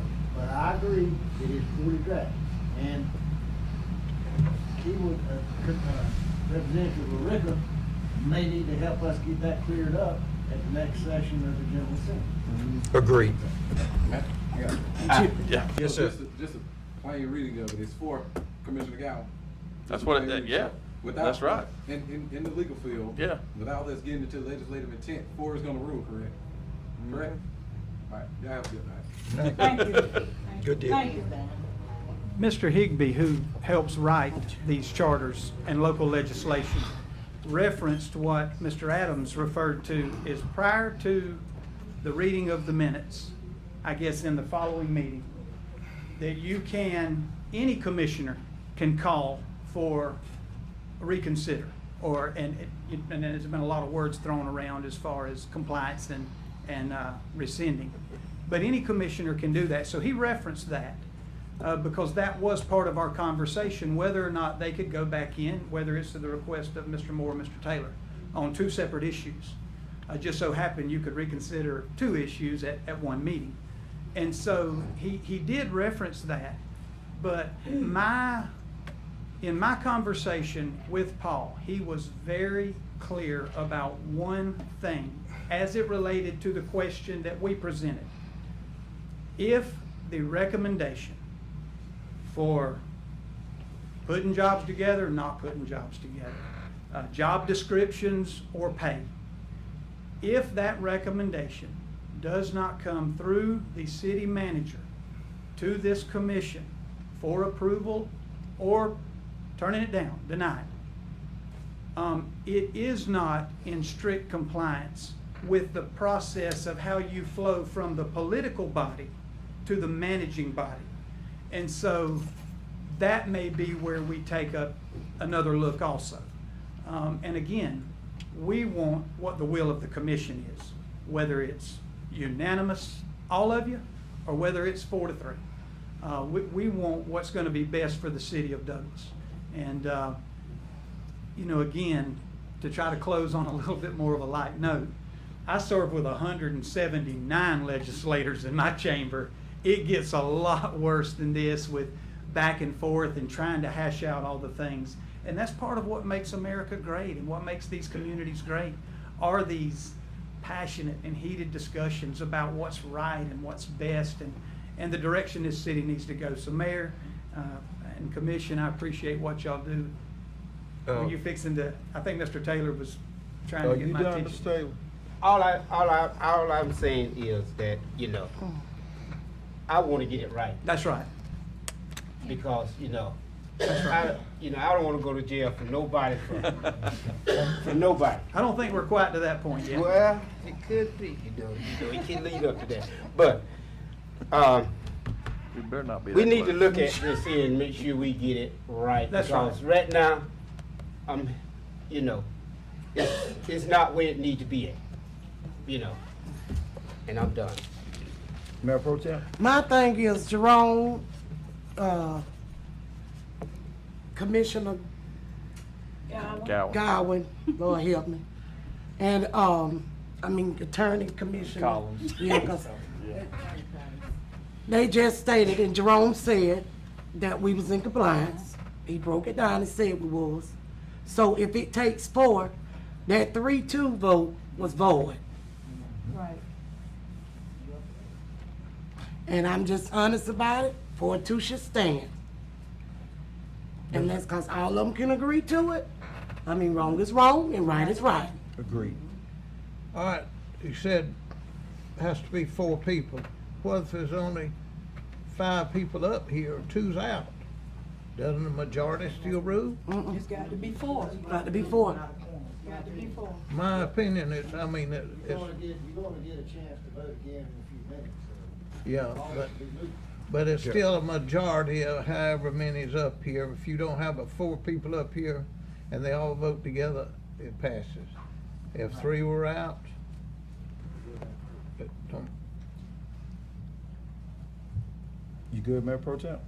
If you got 4 people up there, 3 people out, if it's 3-1, it's void. No, It's void. You got to have 4. You got to have it's 4. majority. You gotta The have charter one. says 4 is a quorum. 4. That's talking you about got- 4 out of 7 though. But then the charter says it take That's what I'm vote for a trying to quorum, Correct. but still Did I it take do- vote to have an affirmative vote. Affirmative vote. So 4. what- So if it's 1, you can't make that a vote. Right. That's right. So, I mean, it's just terminology we could just think about. Right. We go back and forth all day. So- 4 is 4. Mrs. Rope always say, Count you get 4, 4, shut count up. the vote. Dang, you say that a lot too, Shut up. Mayor. There you go. About count the 4 and shut up. So it's 4 too. Right. So we might well just hush and just go on. Go get it. Commissioner Gowan? I would just ask that we consider, one thing I noticed, you know, we take our votes, and, you know, all in favor, aye. Perhaps we should announce what the you know, okay, that passes by a 4-1 vote, it Right. passes by a 4-2 vote. That would help me clarify, so I know now, you know, because when we had the meeting, I listened to the vote say aye, but I never heard what the count was. And I think in the legislature, you got a big board up there that announces the numbers, right? Okay. That would be helpful, I think. That's all I have, Mayor. That's good. Thank you. Thank you, Mayor. All right. As indicated during the work session, there is a motion to reconsider the vote to combine the 2 jobs into community development. Wait a minute, yeah, you said it motion to combine? No, there's a motion to reconsider Yes, that's okay. that vote that was taken on September the 5th. Okay, you got a motion, I'll second it, Okay, to reconsider it. so it's reconsidered. All in favor of reconsidering? Aye. Aye. How many is that? 2, 3? Reconsider? Yes. You're reconsidering? Huh? You're Yeah. reconsidering? I'm lost now. What you saying now? A motion to reconsider the vote that we had on September the 5th. Oh. is. Because Hold that, on. go ahead. You saying to consider the vote we did? Oh no, that was 3-2 on Right. September the 5th. So, you're right, so we're removing that vote and we're gonna take a new vote. So that we're all are here, everybody can express their opinion, and then we'll take a vote. And we should have 4 votes. And the reconsider is whether or not we're going to combine or whether or not we're going to combine. Well, the reconsideration is to say that we're gonna rediscuss. We're gonna put it on the agenda next time. No, We're gonna put it back on the we're gonna- agenda, or we're gonna put it on the agenda for This tonight? now. Okay, We're okay. gonna- I got you. So what you all done September the 5th, if you vote, you want to reconsider that, that means that on September the 5th, that was null and void. Right. Am I correct? That That's is correct. And we can revote it And then we're tonight. gonna re-vote. That's right. Tonight, right? Yes. Tonight. Okay, so I'm in favor to reconsider that, Right. that what So that's happened 4, Wednesday night was 4, null and that's void. 6. That carries. Okay? So, the next thing is, Mr. City Manager, this is before us again. I need to know, as far as the Department of Community Affairs, Community Development, I'm sorry, what is your position? I mean, the recommendation from staff would be to leave the 2 positions as single positions, not to combine. Not to combine. So that is the question before us. We've had in-depth conversation about this. Do anyone want to have any discussion about this? We've had a lot of discussion. I offer the motion that we combine the position. I think we've just got to vote on his, don't we? Because I offered the motion that we accept his recommendation. I'll We second can't. it. Yeah, I mean, he made the recommendation. I made the motion. You're gonna have to let her motion. Right. I made the motion that I offer the motion that we combine the positions. It's been motion. Second. It's been motion and second. Any further discussion? All in favor? Aye. How many ayes do we have? Aye. Show of hands. Show of hands. That's 3-3. I That's vote- to combine. That's to combine the positions. Yes. You got 3. It's 3-4. Not to combine.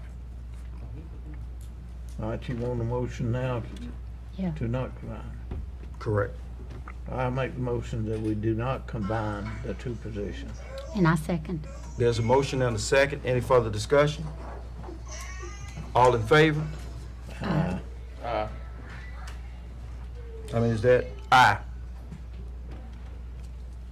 Motion carries. I 4-3. oppose. You oppose? You didn't ask me any. I'm Oppose. sorry. Oppose. We have opposed. Any more opposed? Opposed. Opposed? You oppose? Opposed. So it's Okay. vote is 4-3. 4-3. Okay? To not combine. To not combine. To not combine. Okay. Next on the agenda, we have the minutes from our previous meeting, and I do believe that, have we encompassed the September 5th meeting also? Say again? Yes, both meetings, August 7th and the September 5th. Correct. And we also had, we brought that forward because Commissioner Pearson had some concerns about that. Commissioner Pearson? Right, because, that meeting, in my opinion, was null and void, so I was not in agreement, with those minutes. That meeting was, out of compliance because the vote was 3-2. Okay. Any further discussion? At this time, I enter a motion to, in reference to minutes. Second. No, I said I entertain. I make a motion that we approve the minutes with a correction in it. Right. I second the motion. It's been motioned and second. Any further discussion? All in favor? Aye. All opposed? Any opposed? That's a 6-0 vote, or do you? He said with the corrections. Okay. Mayor, Did- please ask that the corrections be done and given to me. I made mine earlier about the Okay. pool. Okay. Next on the agenda, we have the approval of the order of the agenda. So moved. Second. It's been motioned and second. Any further discussion? All in favor? Aye. Aye. All opposed? Motion carries. Next are the items we placed on the consent agenda.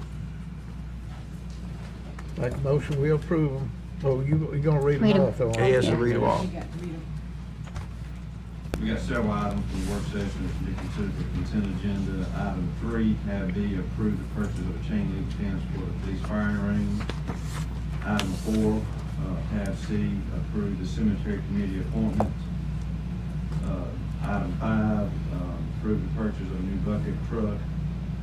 Item 6, approve the disposal of the 2007 International 4300 bucket truck. Item 7, is corrected, FY18 budget amendment. Item 8, approve the SunTrust resolution. And item 9, approve the changes that would be brought back at the next commission to the record and toll and service ordinance. And that's all the items from consent.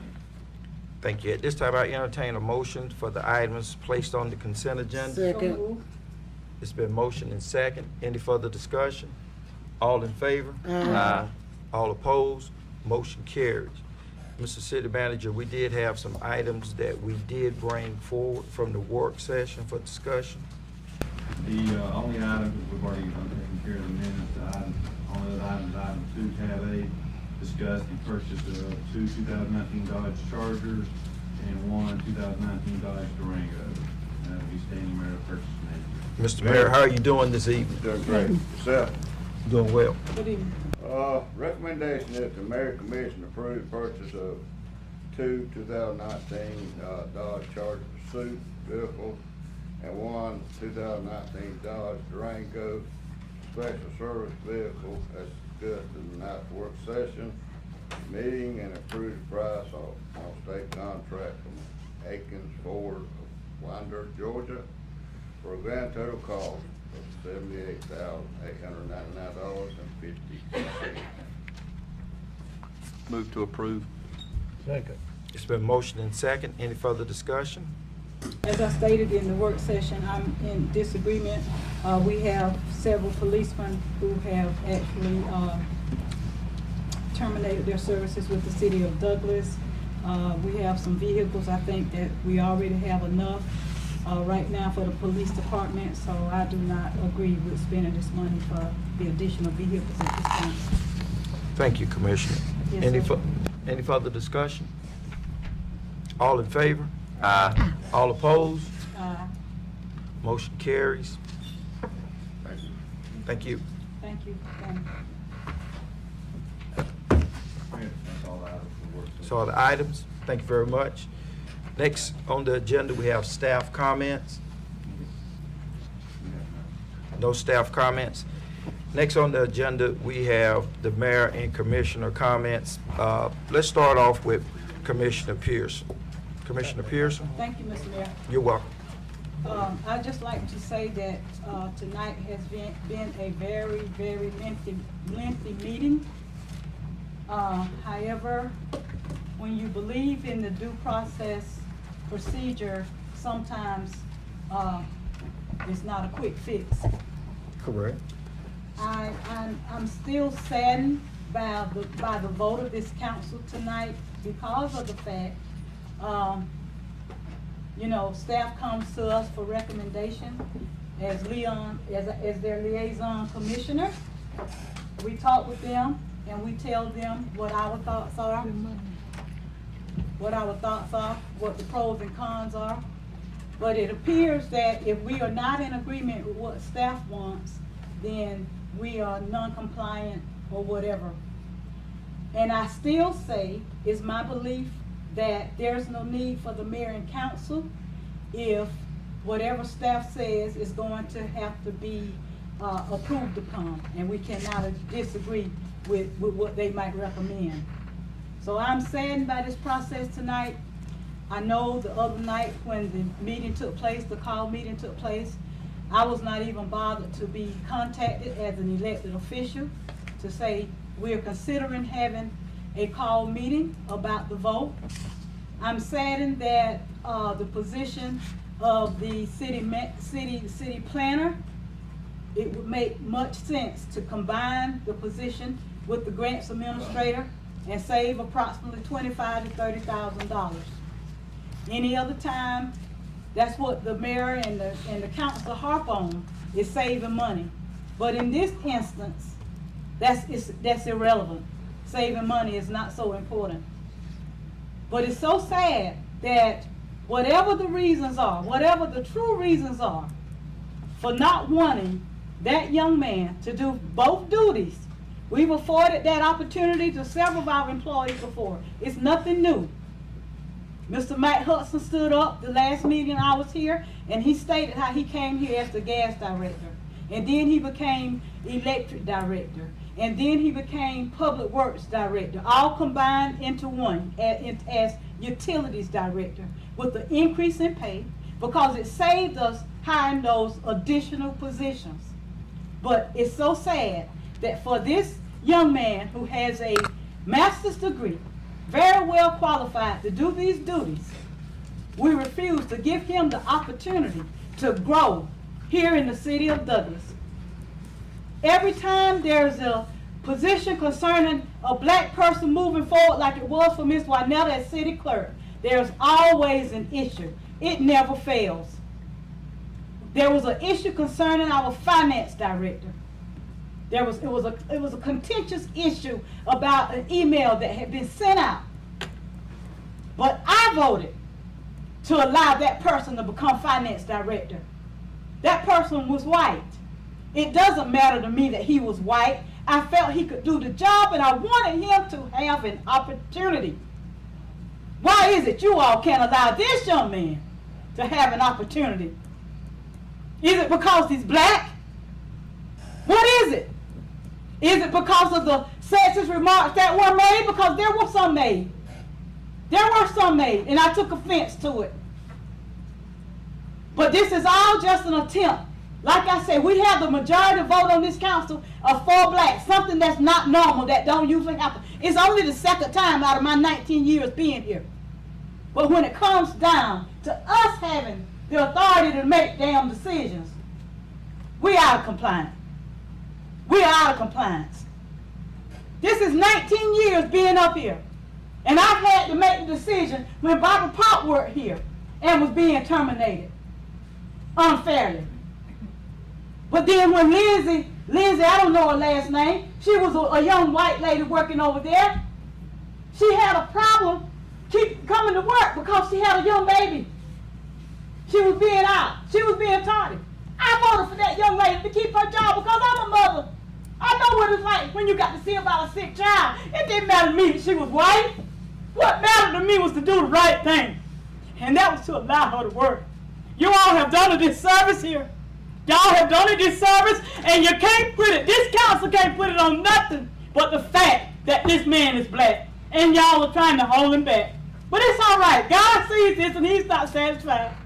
Ever since I've been up here, I haven't tried to vote along racial lines. I've tried to vote my heart and my conscience on what's right. But Douglas now is not going to give me that. They're not going to give me that credit. They're not going to give me that credit. But the people in the community know. You saw when Lindsay was here and she was being out from work, and I voted for her to keep her job. Tommy, I voted for you. And they were saying about what was going on. I wanted you to have that opportunity. I wanted you to have that opportunity. It didn't matter to me that you're white, Tommy. I felt that you could do the job the same way I feel about this young man. who has a master's degree and is deserving of it. God knows I voted my conscience up here for 19 years to do what's right. Not based on skin color like I'm so much accused of. But one day it's gonna be over. But you treat people like you want to be treated. Treat people like you want to be treated. Because it's gonna come back on you. God knows it's gonna come back. I'm done, Mr. Mayor. Thank you, Commissioner Pearson. Thank you.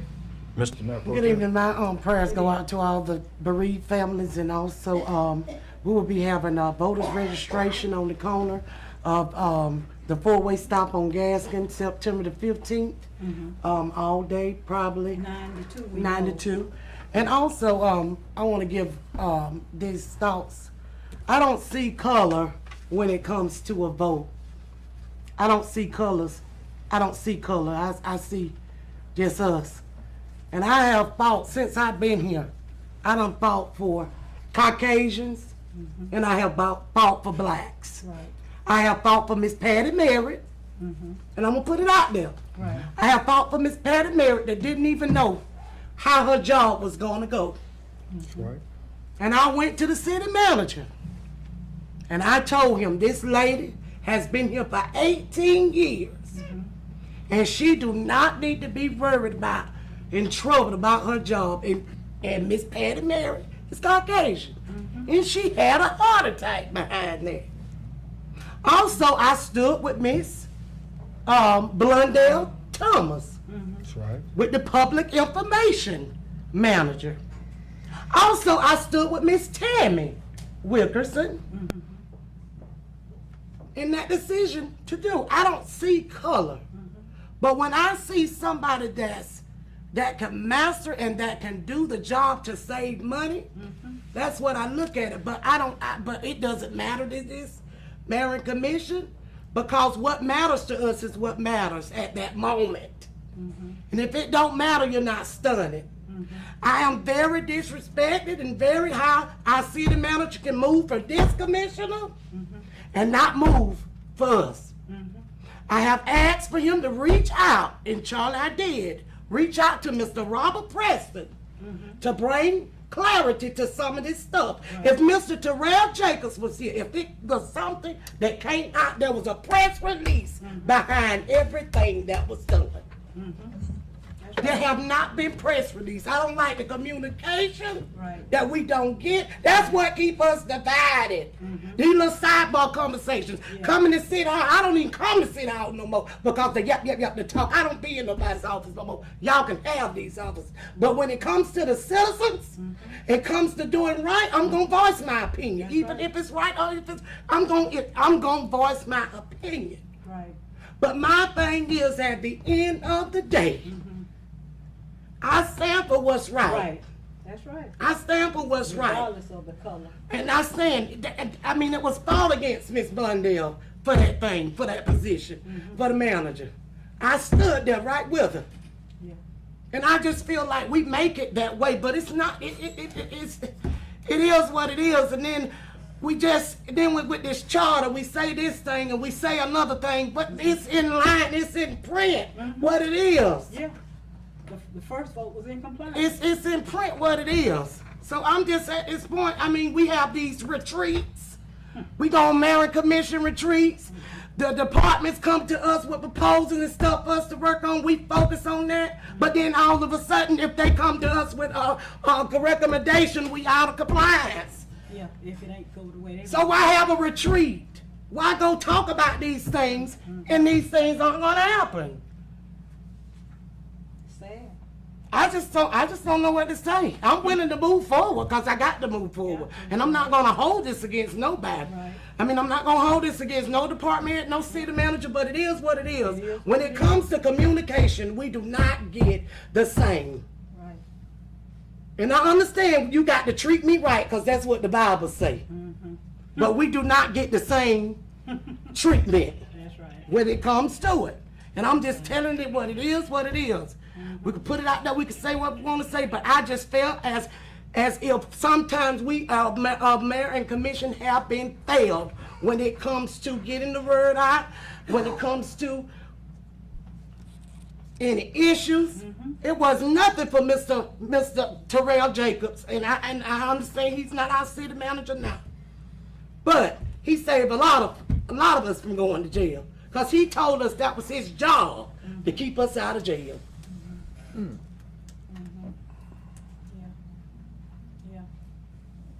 And it just saddens me. It saddens me. You can say what you want to say, but it's a black and white issue. It is. It's a black and white issue. Because it's a black and white issue, but one day we will overcome that. We will overcome that. And we will overcome that. Because I feel like at the same time of the day, I called the city manager to reach out to Mr. Robert Preston just to correct $67.91. And he didn't do it. And he didn't do it. I told the mayor that. That's right. And that grieves my heart. It grieves my heart. But I can go, other commissioners can come up here and stuff put right on the agenda. I'm just real with it. If you're going to be real all day with it. If you're going to show your backside, show it. But I just feel like it shouldn't apply. You shouldn't get special treatment because of who you are. Right. Now I'm just real about it. And we all got to come together. We all got to come together. If we want this to die down, if we want this, we all got to use our power and our authority to correct this and bring rightness to it. Yeah. And that's just how I feel. We got to hold people accountable. We got to hold these people that we put in office, such as solicitors, all these people we have in here, John Rucker's son, all these people. We don't, in the charter, we say we do evaluations, but ain't no evaluations been done. We hire these people to come serve on our capacity as mayor and commission. Ain't now one of them came before us, no. We ain't heard nothing else. But it's okay. We're supposed to have evaluated them in 6 months.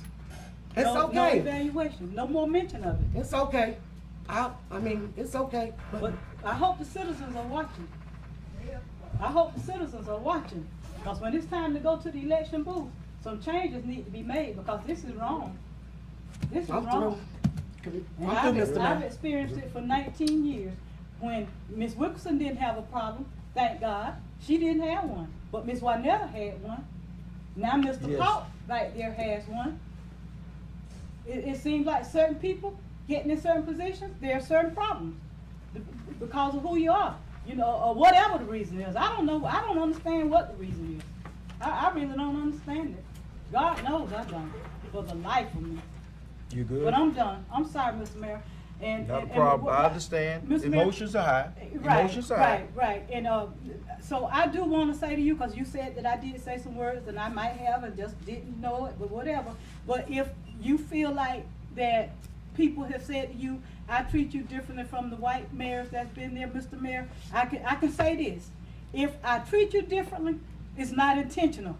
And I do apologize if you feel that way, because all we have are our feelings. You know how you feel. I get I know emotional. how I feel. Yes, sir. I'm sitting up here struggling right now. You stay in check. Yes, sir. Because my daughter ran me out of here. But it wasn't intentional if that's how you've been treated by me. And I'm big enough to say I apologize, and I'm sorry if I made you feel like that. But I know for a fact, all those mayors, Mr. Balmo, don't you remember when I first came on this council? Sure I do. Wasn't there, Matt Lockwood was here?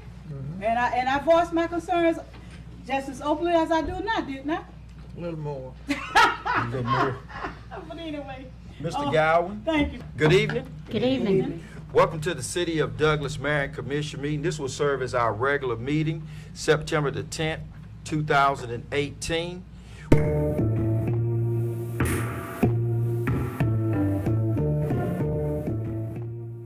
Getting used to it. We're ready?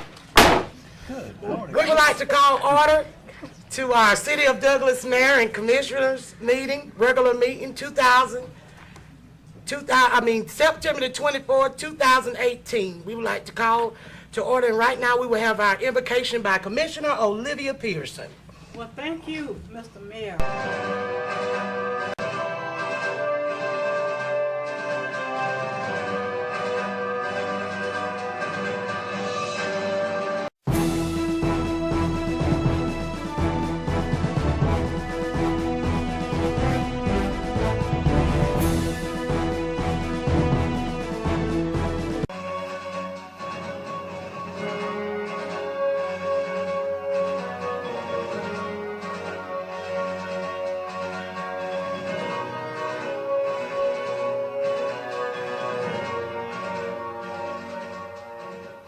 if it's about a department head, then obviously it would trigger HR and the city manager to do whatever. If it's a lower level, then the department head can get involved at the lower level. But two things here, and as we know, some employees go to the council because, and some of these employees are the ones that are the problems in our ranks, and therefore they go to the council members, and then they want to throw out false accusations. There needs to be employees held accountable for that, because clearly making false accusations about somebody is just wrong. I mean, that's just, you shouldn't do that, and there should be some accountability. Like we handled one the other day, and I told the person, I said, now if there's false accusations of this, it's going to come back on you now. Okay. And so that person did change their tune a little bit from getting in a formal situation to let's just have a conversation. Because I told him, I said, if you make a false allegation on somebody, I mean, if it's wrong, and so anyway, then they just want to have a conversation with the situation, and we work through some issues, and it's resolved, and we moved on. Okay. So then maybe there should be steps implemented. But being that we're speaking on that form that was submitted by the mayor, because first of all, let's be real. You're not going to have, I don't think, you're not going to find very many employees who are going to feel confident enough to file a grievance against somebody who can actually terminate them. That's just not going to happen very often. You might have very many, because most people feel if they complain against their boss or their supervisor that they are going to be punished for it. If I'm sexually harassing somebody, they've got to be comfortable enough to go to HR and know that they ain't got to have fear of me harassing them because I am sexually harassing them. Or if I did something to make them think I sexually harassed them. I encourage any of my employees, if they're being sexually harassed or harassed, period, I don't care who they go to. And I don't care who they go to. I would say the same thing if I was a department head. I would encourage them. But being honest, most employees have a fear of complaining against their supervisor, or it doesn't even have to be a supervisor. It could be a fellow worker who they might feel is harassing them some kind of way. That's what department heads have got to be open enough and honest enough to communicate with their employees. I agree with you, and there are whistleblower laws that protect them. I agree with you, but sometimes people employees do not exercise that right because they feel like they will be retaliated against. But going back to the form that the mayor sent out, I mean, and it said that if that person is saying something that's not true, I don't have a problem with an employee. If something happened to an employee, by all means, put it in writing and you file it and you get justice done about it. That's how I am. I'm a political science major. Hey, I believe in if it's not right, you say something about it. Make somebody aware. Amen. And if you feel that they retaliate against you for you saying something about it, you go to the next level. But a lot of people, especially people who don't have formal education with college credits or whatever, they have that fear. Now I agree, a person should not tell a lie and say somebody done something they ain't done. But, I mean, I think it should be stepped. Because see, just like with the grievance process, it rests with the city manager. The ad hoc committee is a committee that the city manager and HR put in place. So people don't have confidence that they can do a grievance and then it goes to the ad hoc committee who was appointed by the city manager and the human resources and whomever, and they're going to get justice. They don't feel like that's going to happen. So a lot of times they don't even bother with filing a grievance. But if it came to the mayor and council like it used to do when I first got elected, that would give people more hope. But certainly I think if somebody swears out that something happened to them, it needs to be true, what they are saying. I don't have a problem with that. But when you feel that you're complaining and it's not going to go beyond, use the case with what I brought up at the of the meeting, you made a decision to whatever with the two guys that got fired. They appealed it, if they appealed it, I don't know if they did, but I remember it was an ad hoc committee going on, ad hoc committee upheld your decision, then you got the final say so again. There's just no justice in that. That's where the mayor and council comes in there, to look at everything.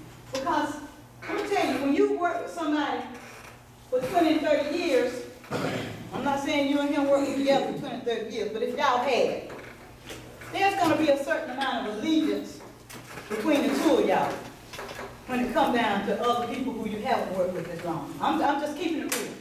I'm keeping it real. Go ahead, Ms. Anderson. I totally misunderstood the term. I really was thinking the form was something of a better way to file a grievance, if you had a grievance against mayor and commission. I didn't know it was for the employees, but I read it, I'd never heard of it. And when I saw it, I thought it was going to be discussed, so before we get out of here, I want to ask about it. But my thing is this right here, because Commissioner Pearson said something about an allegiance if you've worked with a person for a number of years. I think that's a very true statement. I'm not gonna disagree with that. I had to contact the department head a couple months ago because I felt as though that this employee was contacting me too much. You know what I mean? And I didn't want that department head to think that there was some allegiance. So I called the department head and said, hey, look, hey, I don't like this at all. Well, I'm thinking there's something wrong with this person always contacting me. The department head said, I instructed that employee to contact me.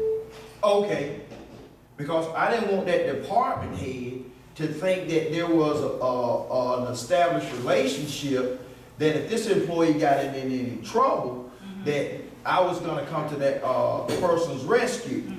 But I didn't know that the employee was being instructed by the department head. Well, now I don't care. You know what I mean? So my thing is this right here. I don't want the mayor and council to get down in the day-to-day about operations. If an employee, just like I told the last employee that talked to me about 2 months ago about something, I say, look, put it in writing. You can go online, print out the penalty of perjury, sign it, and write your statement and give it to me. I say, but now I need you to understand. Once this is vetted by the mayor and council, if this is untrue, you go home for 2 weeks without pay and no appeal rights. Because you call somebody to walk the floor at night about whether or not they were gonna have a job, and then you just go back to being hunky-dory. Well, once I told the employee that they had to put some skin in the game, that conversation changed. Because sometimes we can use a process just to be vindictive. Sometimes we can use a process in a mean-spirited way. I don't want to do nothing to the chief, you know what I mean? But if the chief puts me on the weekend shift during the summertime when my kid is playing baseball, I might be perturbed with him. Now all of a sudden, the chief tells me something to do, oh, he's harassing me. He did this and he did that. Mayor Park, I think you ought to do something about it. Okay, write it down, put it on the penalty of perjury, and we'll bring it before the council. But now you don't have to worry about that weekend shift for 2 weeks if it gets vetted that it wasn't true. Because a person's name and reputation, as the leadership of this community, your reputation means a lot. And when somebody goes out there and tarnishes that reputation, there should be consequences. Nobody wants to be called a liar. Nobody wants to be called a racist, or nobody wants to be called that they're being unfair. That hurts. I talked to a department head about a situation, and you can tell in the department head's voice that hurt that department head personally, that type of accusation was made. That's not right. You just shouldn't be able to make an accusation and somebody suffer the consequences of your actions and there's no consequences for that. And let me say this form was a conversation piece when we were at the Blueberry. I just had an uptick over the last 3 or 4 months of employees contacting me. Because, well, we don't have nobody to go to. You come to the Marion Council, here you go. But you gonna put some skin in the game. And so I'm seeing where you're going at with that, but, you know, my mind still goes back to the grievance process that's already on policy, that should be implemented at every step. And then if that employee feels like they receive no justice, then do that form to the mayor and council perhaps. But I don't think you can supersede. They need to start with HR. Right, supervisor, department, whoever, go that process first and go through the steps. And then if it's not resolved, implement that form I mean, that you're talking about. look, like I tell all the department heads, just because I say something, I don't need it to be implemented. You know, I'm just a conversation starter. My thing is, Charlie made a suggestion, hey, let's just put it in that process that, hey, if this isn't correct, there's consequences. I'm fine with that. You know what I mean? And Ms. Pearson, I'll say this too, and I don't mean this to be controversial, what I'm fixing to say. If you think that the department, if we don't have trust in our department heads or the city manager's decision, then we probably got wrong department heads and city managers in place. But it's like this, I'll say this, when it gets to the point, when it goes through to HR, when it gets to me, we have been over backward as far as we can. And if they get to the point where somebody's getting terminated, it's gone to the 10th level or 20th level. I met, like the other day, I met with an employee the other day, Will Park, I met him under the pavilion. And I talked about it off the record, there's documentation on this. I said, son, if this comes up again, I'm getting old enough now, I can call people sons and daughters, you know, or whatever. But I said, if this comes up again, you're gone. This is a freebie. This ain't on the record.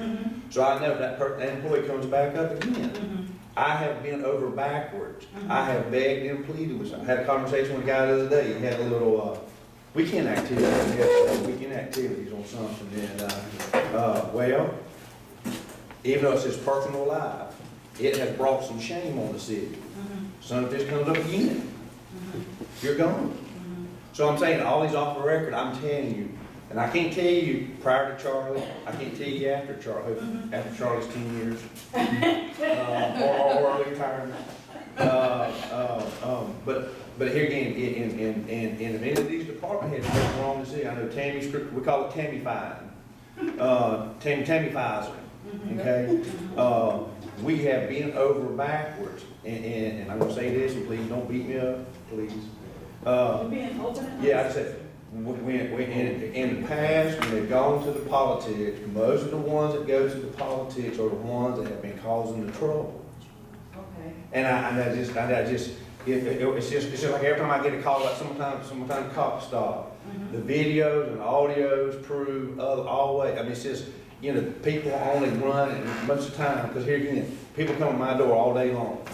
Right. And they talk, and sometimes they tell me stuff about the department head, and I always tell them, okay, I got it, you need to go back and follow the process. You know, it needs to stay within the department head ranks and HR. If we're making wrong decisions, we're wrong people. We're the wrong people in the positions. Okay, let me say this, and I see your hands. Okay. Let me say this. And don't think that I'm saying, okay, y'all are always wrong. That's not what I'm saying. The form came about from the mayor. Evidently, there was some concern from somewhere about something happening or whatever that was not right. Now, none of us are perfect. And we all make mistakes. So, we can all slip and do something that out of our weaker judgment or lesser judgment, we were incorrect with doing what we done. But when we find that out, we've got to be big enough people and have the integrity to say, well, okay, I misjudged that. I think I'm looking back on it, I think I should have done this, that, and the other. But I just learned that Patty, I think that's her name, went to the gas department, and she resigned. She went to drive school. Okay. When we have people who's worked for us, how long she worked? 20 years. And just up and go, there's something wrong that happened. You know what I'm saying? Most people, they invest that kind of time, they plan on trying to retire or whatever. I don't know why Patty resigned. I heard it through the grapevine. Okay. But anyway, my thing is, if I've invested 20 years of my time in a company, I must want to build. And I want to make sure, as an elected official, that each employee is treated fairly and each citizen is treated fairly. Now, I'm going to tell y'all the truth. Now, I don't know what's the problem, what's going on, or whatever, but we have some problems, and if we don't want to identify, and I'm not saying y'all wrong on everything, but when you got some problems, you got to be willing to address them and resolve them. But when that happened with Brett and that Greg Newton guy, I got a text on my city cell phone, pretending to be Brett, whatever his name is, telling me about I picked him up from the liquor store one day, which is a blatant lie. Something is going on, and I am pouring out my heart, because however that happened, it should not have happened. And I didn't respond to it, because I knew I had never picked Brett and any other employee up from a liquor store and dropped them off to a school. So I'm like, what is this? There's a problem somewhere. And I can show you that text. I can't think it came through a text or email one. And I said I was going to save it. And I have saved it to this day. Because I said, I don't know what somebody is trying to do, but I don't appreciate it. I've never picked Greg, no other city employee up from a liquor store. So, I'm just saying, we got to be real here with what we're doing. Because I don't believe in playing with folks' lives. I don't believe in that. I really don't. It hurts me in my heart if somebody has been treated wrong, I'm telling you. But I'm going to leave it at that. But that was just, I didn't understand the mayor's thing that he sent out either. So, thank you for asking that, Ms. Henderson. No, I guess I was just going to say she kind of, I guess, addressed it somewhat. But I was going to say a lot of times, just like employees feel uncomfortable about a situation, a lot of times department directors do too. Mm-hmm. Because they don't think that a lot of times, like I said, you're right, we all can learn, we may misjudge some things. Right. But, you know, since I've been, you know, HR director, which has only been last year up until this point, a lot of times it appears that when we do make decisions, you know, the elected officials who are some of the, it makes it seem like we're doing everything wrong. And that's not a good feeling for us either. Because I know, and I feel like everybody here wants to do what's right and fair. Yeah. But sometimes when we make decisions, you know, it's not being treated that way. It's like we're doing everything wrong. So we don't know what to do. Right. And I understand where you're coming from. Yeah. I understand. And then when you get one side of stuff, that makes it even more difficult. Right. See, that's why I'm a firm believer of sitting down talking, which is why I tried to go in the executive session several times to get both sides of stuff. Because, you know, I wasn't getting the stuff I got later from Charlie. With the big package. Well, a lot of times too, it just appears, and I'm just talking for me, from what I see, and I'm just being honest. Please be honest. A lot of times it seems like to me, you only get one side of it. And you run with it, you done already crucified us. But what else can I do if I'm asking to go into executive session to get all of the whole But even side? before you go into it, you've already made your opinion that that's the way it come across. That was my reason for asking to go into executive session, to get what the city had to say. Because I knew the calls that I was getting. So that's why I requested executive session for 6 months or so. I wanted to be given everything, but I was denied. I was denied getting an executive session, and that's what I do. I mean, I was an investigator for the state of Georgia, State Board of Paroles for 9 years. So I'm inquisitive, just me, and I probably not even worked that job. I'm just an inquisitive person. You know, I ask questions, but a lot of people seem like they get offended for me asking questions. And you won't learn or know what's what if you don't ask questions. You know what I'm saying? So when I got the call saying this, that, and the other, I was like, well, I want to go into executive session and I want to hear what the city is saying. But then a lot of times it's your tone too. Well, I can't control my tone, sweetie. I've been here this is my 21st year. My tone is my tone. But And the people that know me. Well, I mean, yeah, but what Because you you mentioned to me about your tone. Right. And we had to say, well, okay, yeah, you're right. So I can relate that you got a certain way. And I just respect people for who they are, not saying, well, oh, I don't like your tone. No, I'm listening to what you're telling me. Go, man. But the thing is, like, when you was talking about going to executive session, that's a majority vote to go into executive session.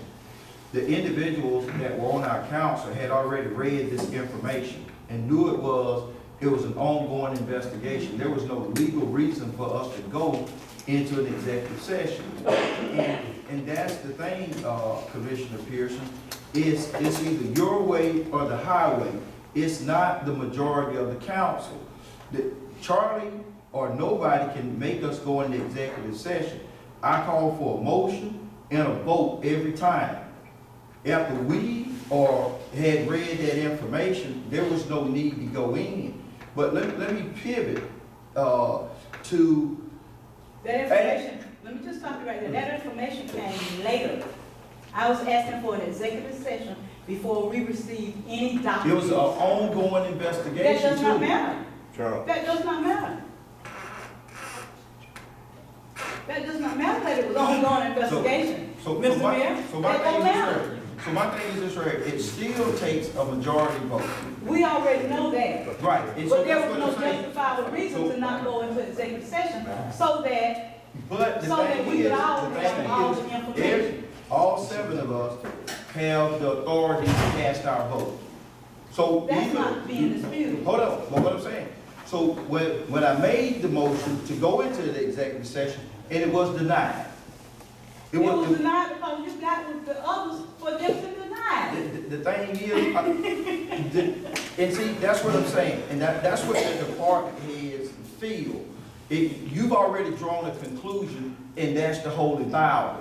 So what I'm saying is this, right? We must always be willing to vet the process. If the process doesn't go according to Commissioner Pearson's plan, then it becomes a public display.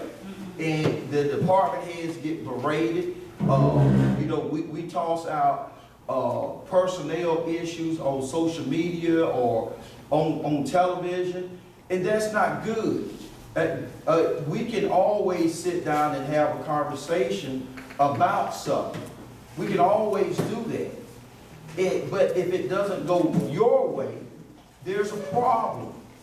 And that's what has to really be addressed is that regardless of what is done in the city of Douglas, that 4 or 5 or 6-1 vote, that's what stands.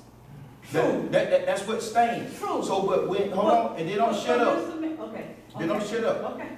If you are on the minority side, then the majority of the citizens know and staff know, here it comes. So just sit back. And because I don't like to use loaded terminology. And I understand you're passionate, I understand you're inquisitive and all this and that. But somewhere, we must remember what the junior mayor pro temp just said, respect. If Tammy is saying something in a tone that I don't like, hey Tammy, I understand your passion. I understand that. but I'm not gonna allow you to talk to me in that type of manner. You know what I mean? So when you feel as though that we can have a civilized conversation, I'll be back. But if there's a vote taken in our chamber, oh, you better believe you're finna get sandblasted, especially if you're on the minority. Okay. It just didn't go your way. Okay, so when has it gone my way? Well, see, my concern is the fact that, and I heard all of what you just said, okay? It's not about me being passionate. It's not about that. It's about when you, as the mayor, go to another commissioner and ask that commissioner or persuade that commissioner or convince that commissioner to vote a different way. The way you did with the Brandon Paul issue. Commissioner Moore initially voted with myself, Taylor, and Durham. But see, Let me finish. go ahead, Let me finish. because I didn't do that. Yes, you did, Mr. Mayor. You did that. Mr. Moore, No, will you he's please not tell going to me? admit Tell me. that. So why would you bring it back? Listen. You're not letting me finish. Go ahead. You brought it That's back. not true. You called us that night, or Tay called you, and I was on freedom. And you vented that, okay, y'all won tonight. Whatever the conversation was about putting on your big boy drawers and all that. I'm like, y'all won tonight. I'm like, That's not true. okay. Because you fabricate facts to fit your story. So what did you say? I was standing at Park Plaza, minding my own business, and that the vote was already taken. Commissioner Taylor came up and said, hey, look, man, I've been thinking about this right here. What do I need to do to change my vote? And about 30, 45 minutes later, Mr. Moore called me. So I didn't have nothing to do with it. If I'm in the minority, I'm ready to move on. Because Mr. Roper say 4 votes change anything in the city of Douglas. And I moved on. But now let me say this right here. That's not what happened. That's not what happened. Taylor did not change it. You can put your facts on anything, and I'm fine with that. Because the world that you live in is your world. And you make up facts to fit the story. Because I'm telling you the truth. Just wait it here. Right now. Because I didn't make any calls. But that's you. That's your facts. So all of a sudden. So I'm a lie. Just because I didn't make any calls. I've been on the minority on a couple of situations that I didn't like. But anyway, and we're not gonna keep holding the staff here. All of a sudden, after the meeting that night, when the vote was cast in favor of Brandon Paul, with Moore, Taylor, myself, and Durham, and we had a conversation. I don't know if you can recall it, but there was a conversation held. That was after the second vote. That's what I'm saying. Your dyslexia or whatever has kicked in. Dyslexia is when you read. No, what I'm saying, something has. No, sir. If Commissioner Durham was here, he could tell you that that conversation was that night when we had the 4 votes. That's your boy. He don't agree with you. Okay, so you're saying that they're your boys. No, I'm not saying that. I'm saying that. We're not going to keep arguing, going back and forth. Like I said, I recall that night. And you recalled it incorrectly. And the next meeting. You recalled it incorrectly. So the next conversation that was on 3-way was after the second vote. The next meeting. The second vote. The next meeting, Mayor. The next meeting, very next meeting, Commissioner Moore voted differently. You can have your own opinion, but not your own facts. Okay. And that's what the problem is with our commission. It has to be Commissioner Pearson's facts. That's not so. Commissioner Yes, it is. Everybody says 1 + 1 = 2. But because you get passionate and want to sandblast people, you try to intimidate individuals to make it be 4. Not to intimidate somebody. That's just who you are. No. That's just who you Explain are. to me, how have I tried to intimidate someone? That's who you you are. just can't make blanket statements if you don't have something to back it up. Look at Facebook, how you talk to any of the department heads, how you talk to other council people. Look at the tape. Okay, and let me say this, and I'm going to. You can have last word. I see you trying to interject. But political government, I have never gotten out here, out of my 21 years, and went to other commissioners to get them to rally with me on the vote. I've expressed my concerns and my opinions. Now, what you done, like you stated in the email you sent, concerning another issue that we had, that you had gotten with Taylor, Cindy, and one more person. When I contact the commission, I contact everybody. You are just notorious for not answering your phone. Commissioner Dern does not answer his phone. You put it in the email that you had got the consensus. But that was against the law, Mr. Mayor. You got a consensus outside of a city. I'm through. Outside, let me finish, because I'm not. You contacted other commissioners to get a consensus, and we were not in a city council meeting. And that is against the law. And in that email, I replied back to you, Mr. Mayor, you have broken the law because you got a quorum outside of a city council meeting, which the law prohibits.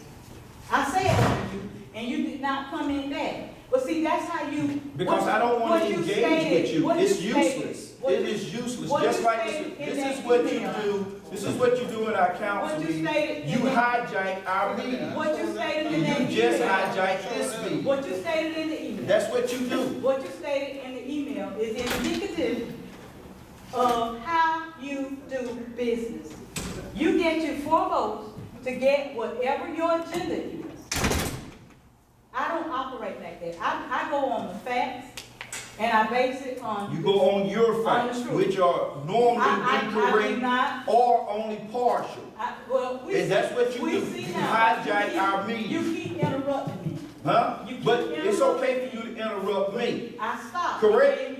See, the rules only apply when it goes to your favor. I stopped and gave you your favor. You just don't want it out, what you've been doing. But like I said, the email shows what you've been doing over and over and over again. Because you don't respond. Just like you want to implement commissioners being arrested if they go over 4 minutes. I didn't say that. You want to implement, if you don't yield the floor back. Your facts. Okay, well. Who said that I wanted somebody arrested? There you go again. Okay. You living in your world with your facts. I guess I didn't read anything about arrest. I didn't read anything about arrest. But I did read. But see, your mind runs so bad and so fast, you just make up stuff on the fly. The authority of a commissioner having an item put on the agenda. Jesus. Because you want to dominate, dictate, and control. Commissioners, just like department heads and staff, have always had an opportunity to have an item on the agenda. You want to be able to take that away from the elected officials. This isn't going anywhere. I'm done. Why never had a hand up? Only thing I wanted to say, this is taken back to what we were talking about employees going to mayor and commission.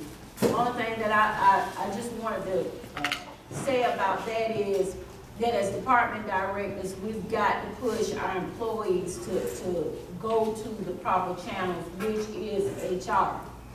Every business, every place, they don't have no committees, they don't have none of this stuff. HR is the one that deals with these situations, behaviors, terminations, and all this. Now, as for myself, I go to HR for everything. She'll tell you, I stay up in there about an employee or whatever. Because of the fact that I have to trust the title.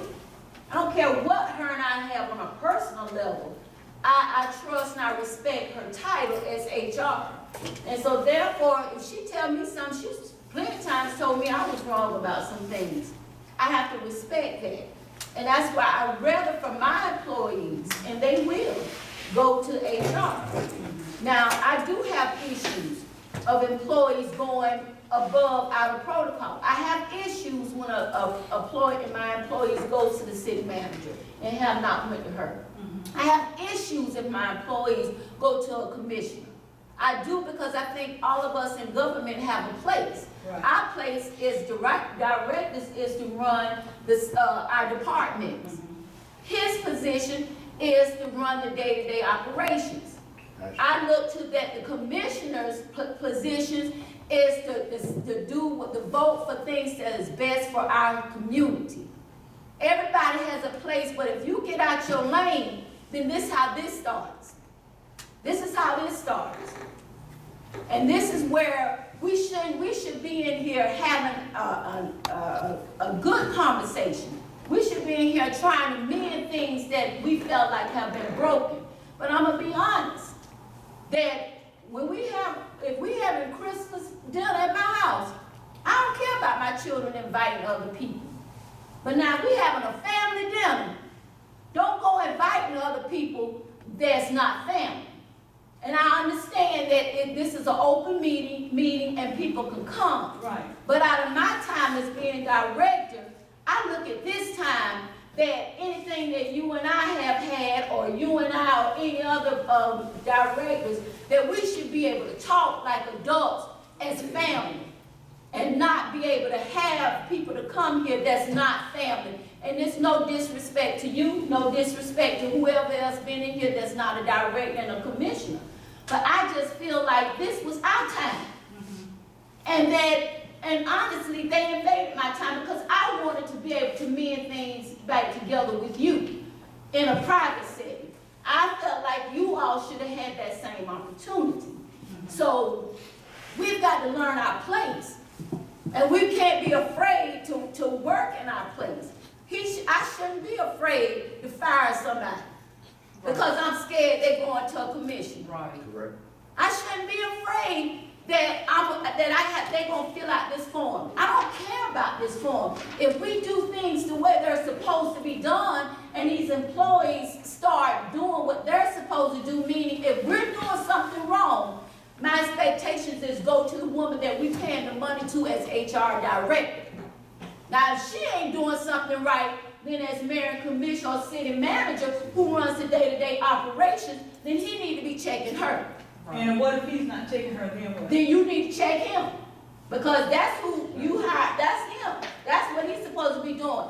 But that's not gonna happen when you don't have 4 votes. But see, that's what the problem is. We're so busy voting on stuff, on employment stuff to our citizens. That's why our crime rate is up. That's why there's drugs in the community. Our youth is sitting there saying, y'all fussing about stuff in the mayor commission meeting, but we can't even get y'all to come hear us talk about stuff in the youth council meeting. They want to know why is our commissioners? Why are they here supporting us? But yet, I can't even allow them to come to me. I responded to you that I need advance notice for when those meetings are. They're the same time every month, Commissioner, and I sent out Did you respond back to me and say that? No, because I sent out emails. But I did it the day before the thing is scheduled. But they're the same time. Okay. First, and we announced I that. haven't plugged it in, and maybe so. I haven't plugged it in at the same time. Well, I'll make y'all a calendar where y'all plug it in. The problem now. But what's the motive behind us doing this? What's the motive behind doing what? What's the motive? Behind having media here? Yeah. We've never had that. Never. And I've never been in an administration where everything I put on the floor is always a problem. I've never had that out of 21 years. Number one, the charter should be followed. Say what? I think the charter should be followed. Well, pertaining to what? Pertaining to employees going up the ladder and. Oh, yes, I agree. I said to Georgia when she mentioned that about that form, I the one said we got a grievance procedure. Right. The mayor sent out that form. I didn't send it out. He sent it out. It didn't sound like that was what, only thing we were discussing. Well, that's where it started from. Ms. Henderson mentioned about the form, how it came about and Number why. one, we got a charter, you know, we should go by because the mayor and commission approved. Right, but the charter is being threatened every day. Because where mayor and commission have been able to put agenda items on the agenda, that's being threatened now to be taken away. As well as being able for an elected official to speak. And as I've said to this administration several times, it does not matter that I might disagree with what you say, Mayor. You got a right, as the mayor said. Commissioner Gowland, everybody. As an elected official, we are elected by our peers. We got a right to say what it is we want to say. And when it comes down to that being taken away, or threat to be taken away by arrest powers, we're moving away from a democracy with a charter. We're moving to a communist society with a dictatorship. I think what the department directors are saying, Commissioner Pearson, is that if there's something on the charter, especially that relates to us, or I don't know, even if it's the city manager, it would be good to go to that person. If it's something got to do with utilities and customer service, I'd rather for you to say, Winetta and Mike, can y'all sit down and meet with me? I got some questions. Because when we get in a commission meeting and we have no clue of what's going on, then we're thrown with that. Give me an example of no clue of what's going on pertaining to which item that has happened like that. I'm just saying, I'm just throwing something out there. I don't know what you have on the thing. You've had plenty of stuff on there. For instance, the thing with Brett and Greg or whatever. I just think that if he said, you say, city manager, I need to talk to you about that. And he said, well, right now it's under investigation. We can't discuss it at this moment. But Commissioner Pearson, did you get anything that I sent out? You say, no, I didn't get it. Okay, well, here's the stuff that I sent out. I just think you all should have had a productive meeting, because I'm gonna be honest, if I believe in my heart that if that would have happened, because there's some, I hate to see when you put your neck on the line and saying you fighting for what's right when they're not right, because there are people who do that. For instance, you know, I knew some things. It was after the fact that I had heard that everything was going on. Stuff had been going on like that. So I don't think it's fair for you that you go out and you're passionate, you're trying to learn and figure out what's going on with different people, or even with him. He could have said, well, I can't discuss that with you, or you got with Steve and the city manager. But the only thing I'm saying is that you can't, when you get the information, then respect the process. You are missing the point, Ms. Bolden. I sat there and said I was requesting to go into executive session before any information was given to us.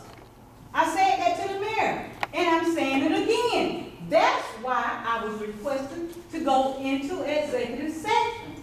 That's why. Mr. Stevie, you got your hand up. That was your department. Yeah, I just want to interject this right here, because when Ms. Winetta said, you know, or anyone said that they heard something after the fact that what was going on that was wrong, as a department head, now I want to say, I want to be on this record too. I'm a department head.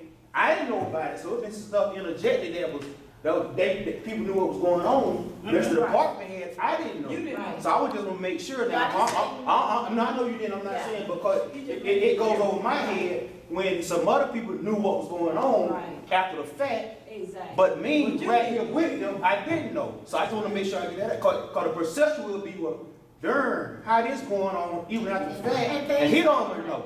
Right. So that's all. I'm not going to either side. I'm just saying, just me as a person, as a man, as my department, I need to get that out there as a man. I can't just sit and hold that in. Like I said, after the fact, some stuff came out that I didn't know what was going on. That's not even in the department, and I don't work with them, and I don't know what them going on. Right. So that was my whole point. And that wasn't fair to you. That wasn't fair to you as a department head. And also, if I'm not mistaken, instead of Mr. Charlie signing the termination papers, if something had been done wrong, you as department head should have been the one to make that decision to either terminate, reprimand, however you thought. Because Charlie was the one to make the decision to hear it in the appeals process.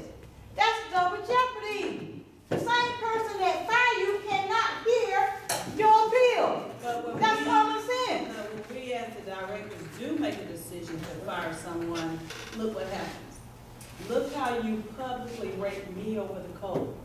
Tell me what I've done. Oh, you remember that short? No. I want to hear from you. Brandon Park incident. Tell me specifically how I rate you over the code.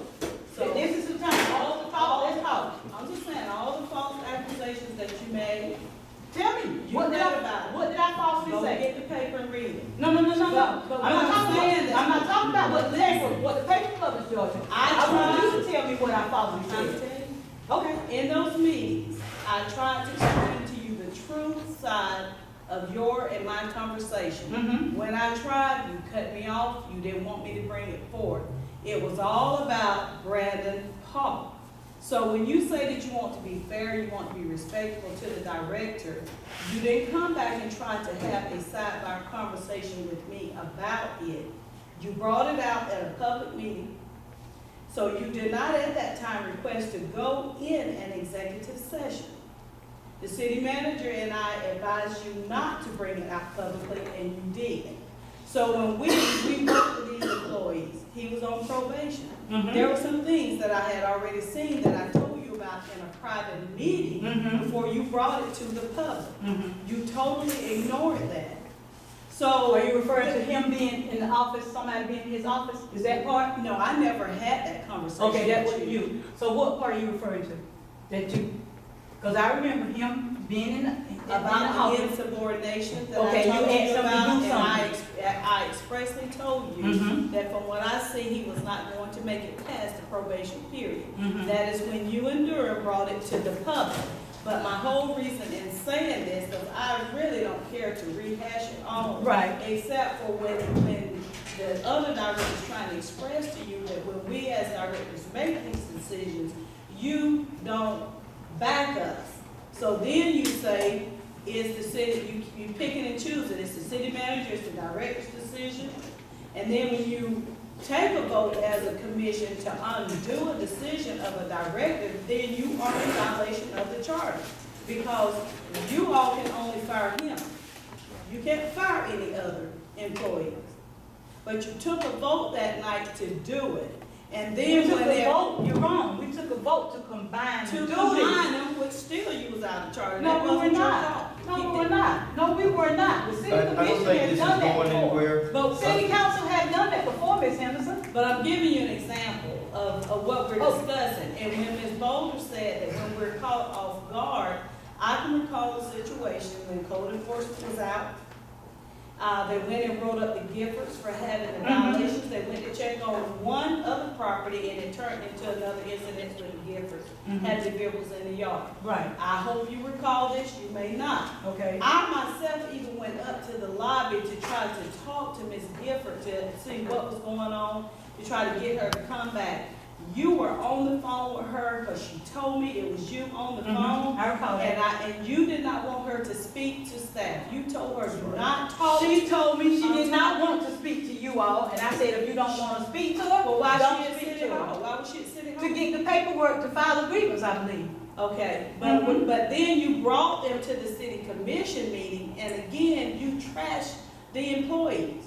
That's Yes, not you did. so. You trashed That's not Otter, so. and you trashed our department because we were doing code enforcement. So here we are, that's why we're saying today, if we're expected to do our jobs, you all got to let us do them. We may not always make the best decision the decision that you want us to make, but based off of the circumstances, that's what we're paid to do, assess it and make a determination off of the evidence and the information that we have. Right. But no one deserves to be say they falsified a document, that they make sexist remarks, or any of that stuff, and in a public meeting, then you attack my personal character. No, you called me a liar. You were lying. No, I was not. Well, see, so if you're gonna call me a liar, how is it that I'm not within my right to call you one if I feel like you're lying against me? Okay, so when it didn't go your way, then you're gonna say that I'm inexperienced. I didn't make that comment that you were inexperienced. Georgia. That's not true. That's not true. 24 years. I have not said you were inexperienced. Did you not? I did not. You said that. I did not. Okay, play the tape. I did not. I did not. Get the tape where I said. I got it. Okay, show it to me. No, you got it. Show it to me. All right, But so, see, that's the level of disrespect. No, it's not. Yes, it is. Yes, it is. So when we speak up for ourselves, now I'm disrespecting you. To call me a liar. You drug my name through, now I'm disrespecting you. To call me a liar. To call me a liar in an open meeting. That's what you called me. I said it after you said it to me. You had already called me a liar. No, I had not, Many Georgia. times over before No, I that had moment. not. No, I had not. That's not true. Okay. That's not true. Look, check this out, check this out. That's not true. This isn't really going anywhere, We're just holding up the staff. With the Giffords, was it about their dogs or their because vehicles? As, Because they went out several times, was it the dogs or the vehicles that you look, referred to? look, we're rehashing stuff and rehashing. I think that, we're not gonna get anywhere, in this. So the, Commissioner McNeil is left, Mr. Moore is left, it's just us two here. I think that, it would be wise to find, a time to conclude this retreat. Mr. Mayor, because I was addressed, I'd like to respond to that. Say again? I was addressed several times, I'd like to respond. Sure. And it will be brief. I go to over 30 to 40 cities, do city council meetings as well as retreats. I know them well. I know where I can go abiding by the Georgia law. And what I do not understand, really, and tell you the truth, is that why is not the TV stations, Douglas Now, and other news media outlets here today? Because this is a public meeting. I go across the state of Georgia at these type of meetings, budget meetings. I'm very familiar with this. I'll be in the courtroom with judges all the way up to the Georgia State of Appeals. And I may, if I may say, I will say this.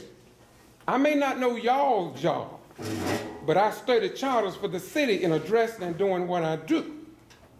But it's one thing I do know, and judges will tell you that. I know freedom of the press, and I know where I'm supposed to be at public meetings. Now that I know. And I will never come to a meeting, regardless of who asked me to come to a meeting. I will never go to a meeting where I am not authorized by Georgia law. This is an open meeting. Correct. I am here not because of Olivia Coley-Pearson. I am here just like I was in Ware County last week in the courtroom with Judge Knight. I followed the law to get in the courtroom. It was a kind of a profile case. Your news media was not there because they didn't care, in my opinion. Me, I'm here because I do care. And I'm going to continue to respect freedom of the press if nobody else cares. Now, I'm not throwing no curves at nobody because I don't operate like that. What I do is abide by the law. And I'm asking you all to follow your charter. Follow your charter. There are a lot of things that you all say I know the answer for. I really do. Because I've seen it in a court of law, working with lawyer attorneys across the state. And I do what I'm doing right now. And it makes me kind of angry, but I'm not angry because I understand. What do you understand, Brother Rhymes? I understand that a lot of people do things because they don't understand. The book says, in all of you get understanding. And when you know that charter, and if you go to other council meetings, which I do all the time, you will learn a lot. I see a lot of things, but you don't hear me down, not one of you all, for the most part. Not even on my YouTube channel. I talk, but I'm not going to talk about downing nobody. You won't find that in my personality. But what I will do is follow Georgia law. As a retired military person, when I was in the security police, handling top secret information, there's one thing I learned. You learn the law and stay out of jail. We're good, Charles. Yeah. Anybody else have something for the On behalf of Commissioner Gowan and Mayor Pro Tem, she said she had to leave. She just wanted to express to all the department heads that you guys are doing a great job. Keep up the good work. She's sorry she couldn't stay. Good deal. Anybody else have I just want to say one thing, Charlie. With all what's been said, we need to follow the protocol the way we're supposed to be. Me as a counsel, I'm going to stay in my lane.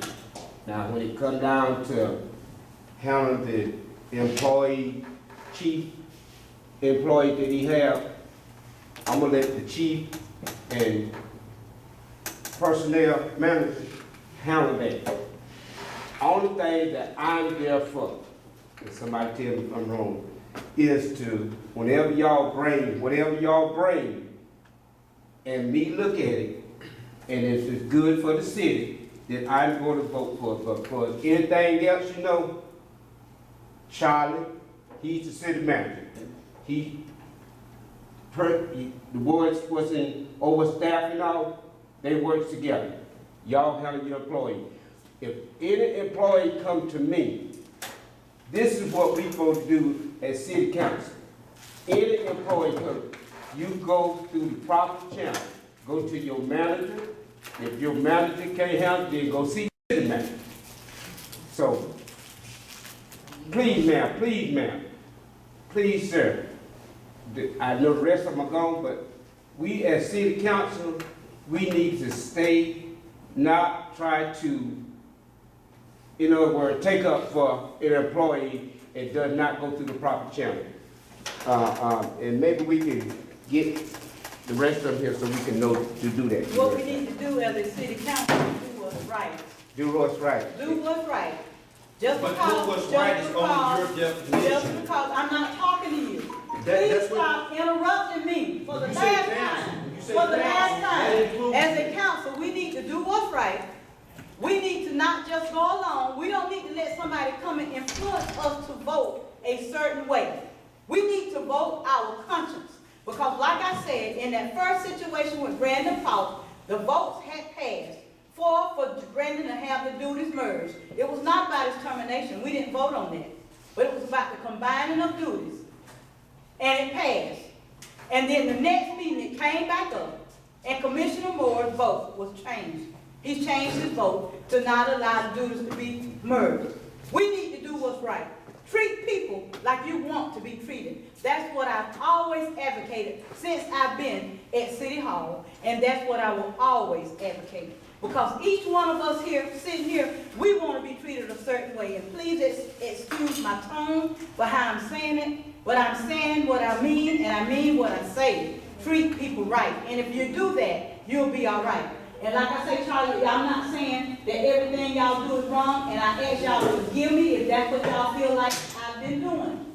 That's not the case. But I do know, and I just turned my phone on so you can see, I received a text message from somebody claiming to be bread, and it was a total lie, and I want you to see it. Because something is going on wrong, and I don't like it.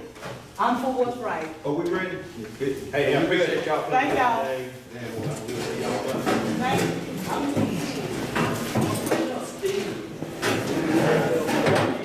I'm good, we got it. I got it, we got it. Thank you, Tom. We got it.